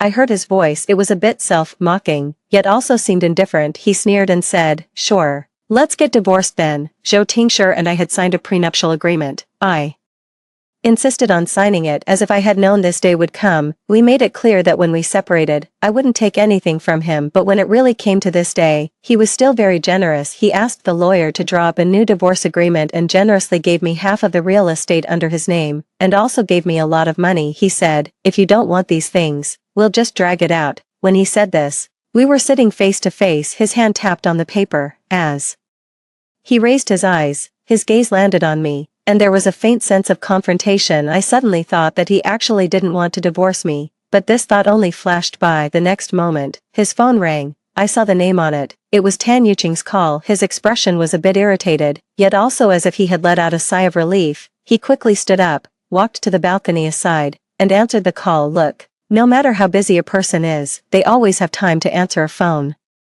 call. But why? That day, I waited and waited, only to get a perfunctory okay. I looked at his back, raised my hand, and signed my name. After signing, without waiting for him to finish the call, I left. On the day we got the divorce certificate, he sat in the car looking at me, his expression obscure. Chu Yan, is this what you want? No regrets, I said. Yes. He pursed his lips, gripping the steering wheel tightly. He turned his eyes away and no longer looked at me. All right, I'm leaving. I took a step back and nodded to him. Goodbye. He didn't look at me. The next moment, the car drove past me. Before long, the news of my divorce from Joe Tincture spread. I heard that on the 3rd anniversary of me and Joe Tincture, a group of them carried things and rang Joe Tincture's doorbell. They thought they would see the warm scene that had been planned, but there was nothing. Only Joe Tincture in his pajamas, with a blank expression. Someone said awkwardly, Brother Sure, didn't you tell us before that you were going to give sister-in-law a surprise? Joe Tincture looked at the people outside the door. After a long while, he tugged at the corner of his lips. Oh, I forgot. You guys go back. It's over. Someone blurted out. Why? Joe Tincture's hand was on the doorknob, as if thinking of something. His eyes turned slightly cold, and he said, why else? We got divorced. After this incident, everyone knew that it was really over between me and Joe Tincture, but Joe Tincture didn't say anything more.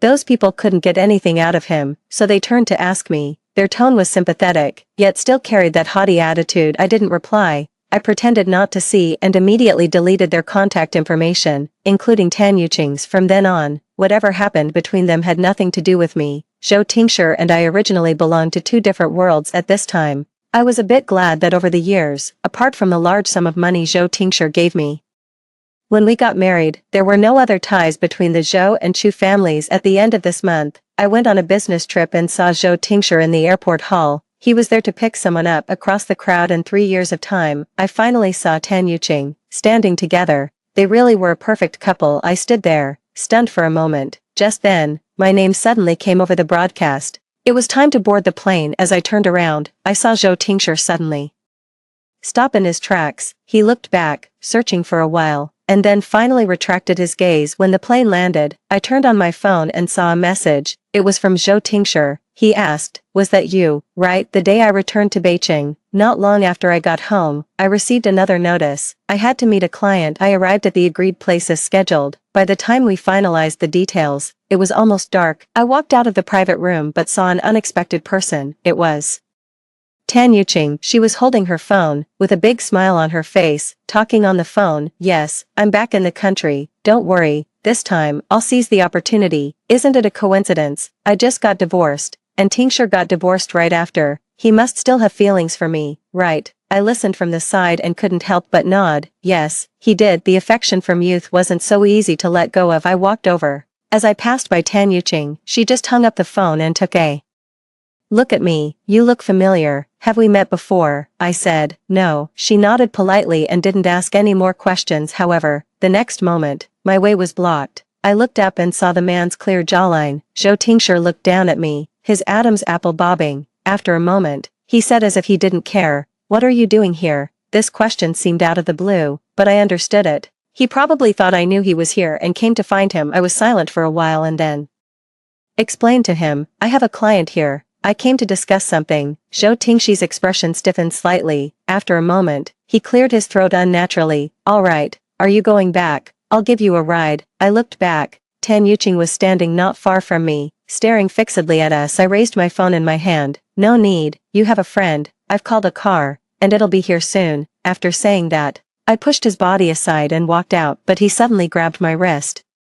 His lips pressed into a straight line. "Wait a moment, I have something to ask you." I looked up. "What?" He stared at me without blinking, but his hand loosened a bit, as if he was afraid of hurting me. "What you said that day wasn't true, was it?" It took me a moment to realize that he was probably asking about the "I'm tired" I said. So what if it was or wasn't? We're already divorced. After saying that, I broke free from his hand and walked out. Later I found out that on this day, they were having a welcome back party for Tan Yuqing, but after seeing me, Zhou Tingshi's interest inexplicably faded a lot. He sat for a short while and then left on an excuse. "The sun rises and sets like this." I didn't expect that. For a long time after that, I wouldn't see Zhou Tingsher again. At the end of this month, I got the opportunity to go abroad for exchange and study. The second day after arriving in a foreign country, I lost my phone and wallet while taking a walk on the street. I got a new phone number and applied for a new WeChat. At 5 o'clock in the morning that night, I woke up suddenly in the middle of my sleep. When I turned on my phone, what caught my eye was a photo of Tan Yuqing coming out of the Zhou group. Netizens dug up her relationship with Zhou Tingsher and also found videos and photos of Tan Yuqing winning various awards in the foreign dance world over the years.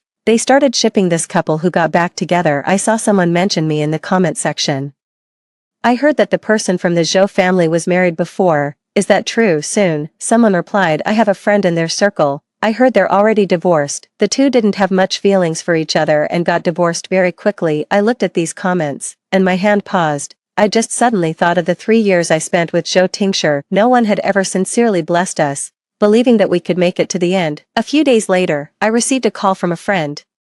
She told me, Zhou Tingsher has been looking for you like crazy these 2 days, saying that he can't get through to your phone. Didn't he know you left? I thought for a while and then asked, did he say what he wanted to find me for? My friend sighed. I don't know, he didn't say. If he wanted to know my number, it wouldn't be difficult for him. But after that day, I didn't receive any calls from him. However, during the first snow of that year, when I stood by the window and looked down, I vaguely saw a familiar figure, but when I looked more closely, there was nothing. After coming here, I didn't keep in touch with many people, and when chatting, we never mentioned Zhou Tingsher. Occasionally, I would think that he should be married by now, to the person he really loved. 2 years passed in a flash. When I returned to the country, it happened to be the time when my best friend was getting engaged. She called me and asked me to accompany her to try on wedding dresses. I went, but I didn't expect to run into Zhou Tingsher across the road. He was standing by the car, looking down at his phone. He didn't notice me. After 2 years, he seemed to have become much more solemn. His whole temperament had settled down, making people feel a bit afraid to approach. I retracted my gaze and walked into the store with my friend. She tried on several sets and finally decided on 2. As we were about to leave,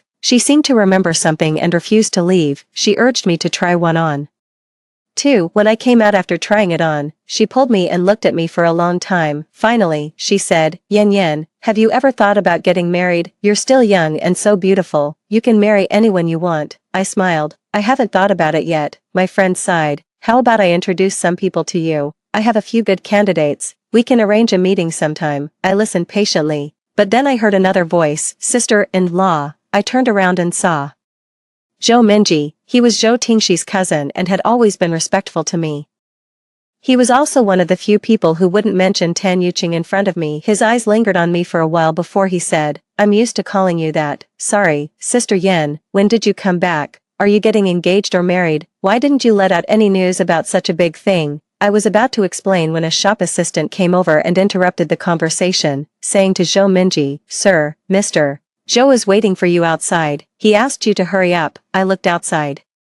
Outside the door, there was a figure with his back to us. His shirt was slightly rolled up, and he was twirling the car keys in boredom. The two brothers had always had a good relationship. This time, he should have come with Zhou Minji, but it seemed that he didn't want to step into such a place and didn't even look inside. Zhou Minji panicked in an instant. His eyes looking at me became a bit nervous. I have something to do, so I'll go first. I'll contact you later. After saying that, without waiting for me to say anything, he quickly pulled the female companion beside him and went out. However, I didn't expect that I would meet Zhou Tingshi face to face so soon. I was invited to a business summit. My seat was relatively far back. Halfway through, I saw a person in the front row slowly stand up and walk onto the stage. The man was dressed in a suit. He glanced indifferently at the people in the venue, and his tone was unhurried, as if nothing in the world could affect his emotions. After he finished speaking, the little girl beside me whispered, He's so handsome. I heard he's still single and doesn't have any women around him. I was a bit surprised. He was still single. Just as I thought of this, I looked up and saw Zhou Tingxi's gaze suddenly stop. He lost his previous indifference and casualness at the end. As I was walking out, I saw Zhou Tingshi at the door. His gaze was directly fixed on me. Without any attempt to hide, there were too many people around. I subconsciously changed direction and prepared to go out from the other side, but then I received a call from my friend. She asked me, Are you free tomorrow? Come and take a look at the venue I chose. I smiled. The engagement venue. Sure, I'm free. After saying that, I hung up the phone. When I looked up again, I saw that not far away, Zhou Tingxi's gaze had become extremely cold. He looked at me, pursed his lips. After a long while, he didn't say anything and just left. That night, when I got home and had just sat down for a short while, a familiar phone number appeared on my phone. I almost thought I was hallucinating. We hadn't been in touch for a long time. Today's encounter was just a coincidence. Now, he was calling me. Could there be something wrong? Thinking like this, I answered the call. The moment the call connected, I heard the man's voice on the other end, deep, hoarse, and a bit drunk. He said almost straightforwardly, with only 2 words, Congratulations. I was silent. For a moment, it seemed that Zhou Minji had told him about that day. He also thought I was going to get engaged. I held the phone, not knowing what to reply, and I was too lazy to explain to him that it was actually a misunderstanding, so I just replied with an As soon as the word fell, I heard him laugh. There was no emotion in it, yet it carried a bit of indescribable mockery. After a while, he hung up the phone on his own. I took the phone away from my ear and saw the call duration displayed on it, 54 seconds, 2 sentences, and nothing else. I put down the phone and went to take a shower. When I came out, I heard the phone ringing non-stop. I walked over, picked up the phone, and saw the call records. In just that short half hour, Zhou Tingshi had called me 11 times. I suddenly felt like laughing. He was always so calm, as if nothing in the world could stir up any waves in his heart, but now, he was so persistent in calling me more than 10 times. Just as I thought of this, the phone rang again. I looked at it for 2 seconds and then answered. If I didn't answer, with his attitude, I had no doubt that the next second, he would show up downstairs at my place. What's the matter? I asked. The other side was silent. For a long time, no one spoke. I felt a bit puzzled and an unknown anger welled up. I couldn't help but say, You've called so many times tonight. What on earth do you want? The man finally spoke. His voice was cold, and he spoke slowly. He asked me, Why didn't you answer the phone just now? Was there someone with you? With your fiancé? 3 questions came at me in a row. I was stunned for a moment. So, because I didn't answer the phone, he thought I was doing something. I pursed my lips, feeling a bit impatient. What does it have to do with you? As soon as the words fell, I heard the sound of a lighter being flicked on the other side. Zhou Tingshi laughed. His tone a bit serious but his voice slurred. Is he richer than me? Does he treat you better than me? Is that why you want to marry him? To be honest, these 2 questions weren't difficult to answer. In the entire Beijing, few people were richer than him. During the 3 years we were together, he really couldn't be faulted in his treatment of me. He would always stand up for me and support me unconditionally if I wanted to go somewhere to play. I just had to tell him. The next day, he would arrange everything properly without any perfunctoriness. I held the phone, hesitating to speak. Zhou Tingshi was also silent. After a long time, he sighed. You divorced me because of Tan Yuqing, right? You didn't even ask me what was really going on and just gave me a divorce. Chu Yan, it's not fair for you to treat me like this. At this point, I wasn't sure if it was my illusion, but the man's voice actually seemed a bit choked. Realizing this, I panicked and subconsciously hung up the phone. I was almost certain that Zhou Tingshi was drunk tonight. He would never do such a thing under normal circumstances. After I hung up, Zhou Tingshi didn't call again, but his actions made it a bit hard for me to fall asleep. I thought I understood what Zhou Tingshi meant. He was lowering his head to me, trying to explain that there was more to the story between him and Tan Yuqing. There was actually nothing between them. It was my decision to divorce that was too hasty, but I was young back then and didn't leave any room for myself. I'd been a sensitive person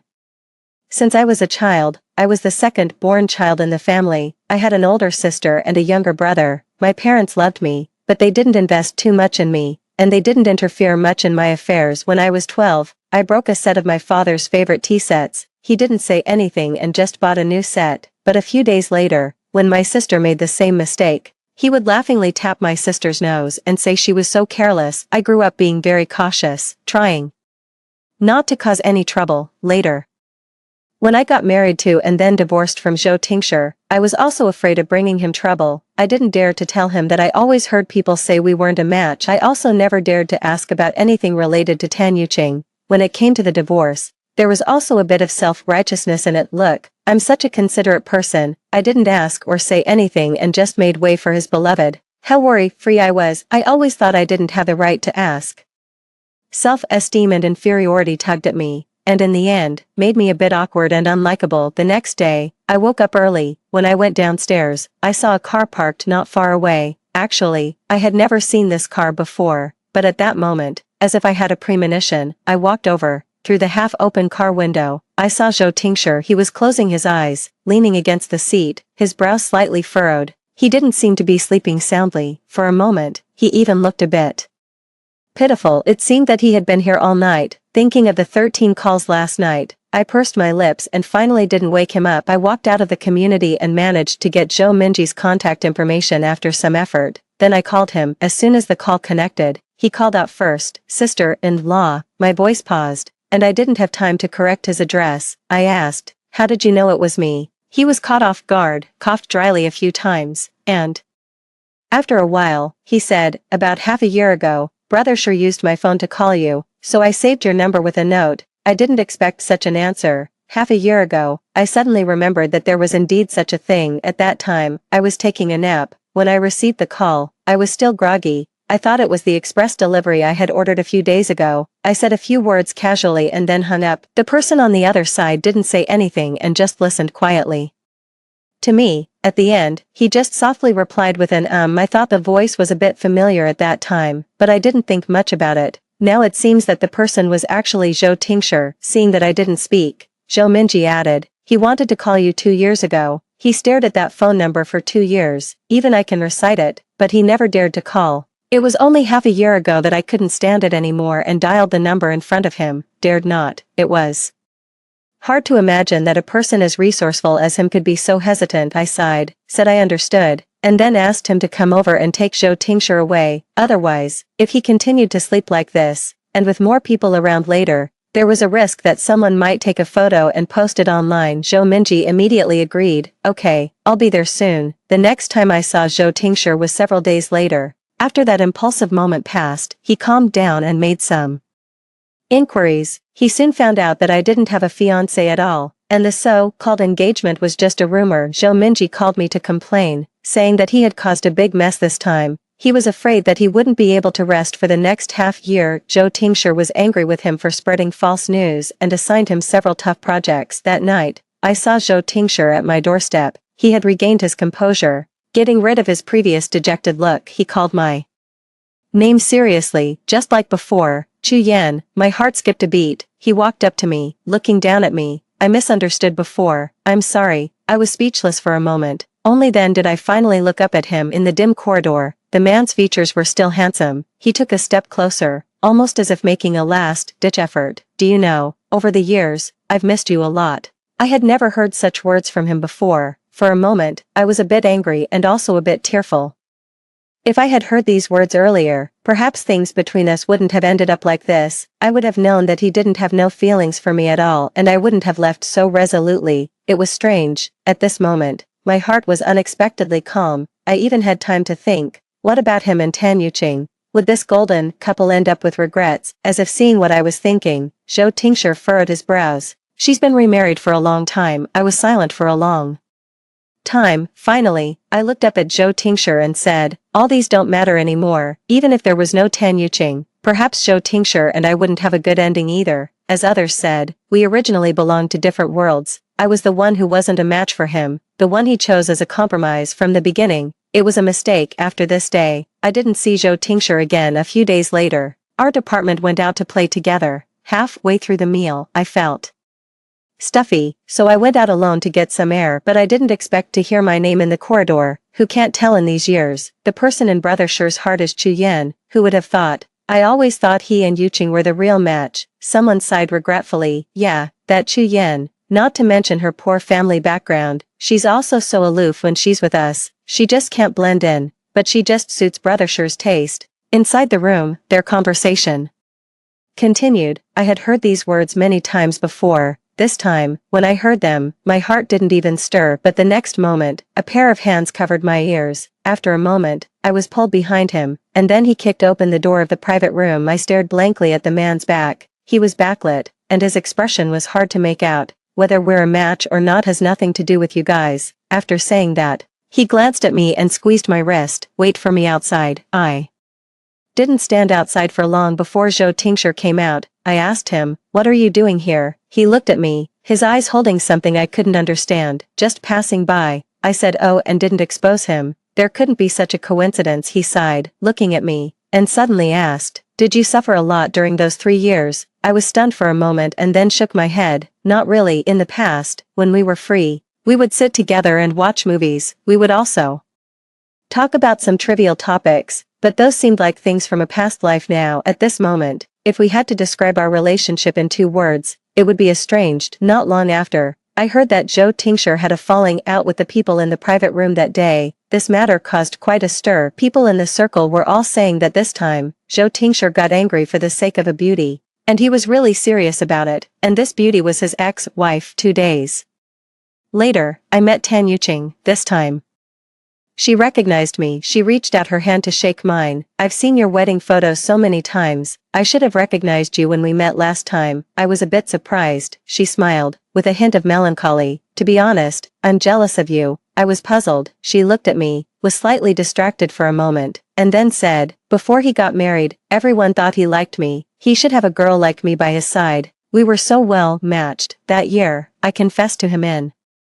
front of many people and said we should give it a try. He agreed without much hesitation. He was really good to me, but not long after, I found out that no matter how good he was to me, it wasn't love. He didn't love me at all. He never took the initiative to hold my hand, and he didn't like me getting too close to him. This was different from what I had heard before. Tan Yuqing looked straight at me. So, I broke up with him out of anger. I vehemently condemned him, saying that a person like him would never know what love was in his life. Later, you know what happened. I married someone else out of spite. After I got divorced, I had a car accident. When he found out, he came without hesitation. I thought he had changed his mind, but after I came back, I realized it was just guilt. I looked at the wedding ring on her hand. But you, she raised her hand, her face bright. Don't worry, this time, I'm not doing anything out of spite. However, I still want to say sorry to you, adding you on WeChat and sending those things were really out of my own selfish motives. I listened in a daze until Tan Yuqing looked over my shoulder. She asked, I had the courage to start over. What about you? What do you think about Zhou Tingshi? I turned around and saw the man not far away. He was looking at me, his expression a bit anxious, as if he was afraid that our relationship would get even worse. I suddenly thought of the snowy night 2 years ago. The person I saw from the window was most likely the one in front of me. He walked towards me and subconsciously explained, I was just having a meeting here. I heard you were here, so I came over. I thought of many things related to Zhou Tingshi. I remembered the first time we met. I was sitting in front of him, feeling nervous. He smiled, his features handsome, and said to me, "You accidentally spilled the hangover soup on me that day, remember? Hello, Chu Yen. We meet again." I also remembered that night when the rain was pouring down. He told me, "Let's just be like this." The next day, he bought me a huge diamond ring and planned to make up a honeymoon trip with me later. When I mentioned divorce to him, he sat on the sofa and said to me again, "You think it over slowly. I have plenty of time." Yes, there are never absolute things in this world. As he said, I shouldn't have been so quick to judge our relationship, whether we're a match or not. What others say doesn't matter at all. I smiled, with tears in my eyes. Zhou Tingshi. You like me, don't you? Extra story of Zhou Tingshi. Different moonlit nights After Zhou Tingshi separated from Tan Yuqing, he let out a huge sigh of relief. All along, he had regarded love as something trivial. He thought it wasn't a big deal. How could it be something that made people lose sleep at night, laugh and cry? But when he actually tried to be with Tan Yuqing, there was only one thought in his mind, and that was that it felt wrong. Later, when he heard that she got married, he was troubled for a long time, both for Tan Yuqing and for himself. He thought Tan Yuqing was being unreasonable, and he also felt that he had let down a good girl's feelings. Perhaps, from the very beginning, he shouldn't have been with her. To be honest, he was quite distressed during that period until he met Chu Yen. She was different from the girls he had met before. She had a stubborn personality and was extremely serious about everything. After he mentioned the shirt that was soaked with the hangover soup, the next time they met, she bought several similar styles. Looking at him, she said a bit shyly, "I kind of forgot what that shirt looked like, so I bought several.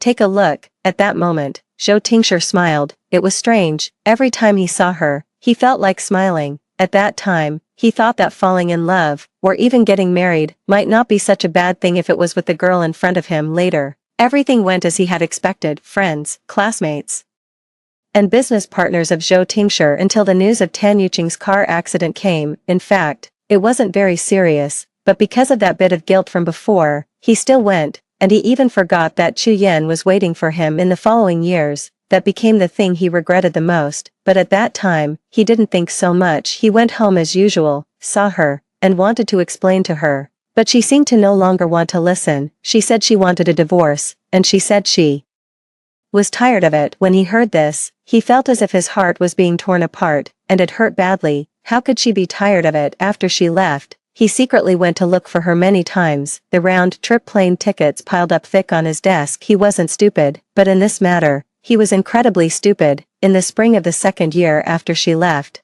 Tan Yuqing got married and confessed to him that she had added Chu Yan's WeChat. Only then did Zhou Tingshi suddenly understand everything. It wasn't that she was tired of it, she had completely lost hope in him. There's no such thing as a secret that can't be revealed. It was his fault that he had neglected her. How many nights he wanted to rush in front of her and explain everything clearly, but he always lacked a bit of courage. It's quite unexpected, right? He thought he could do anything, but in the end, he turned out to be a coward. However, fortunately, there were still many years to come, and he could take his time.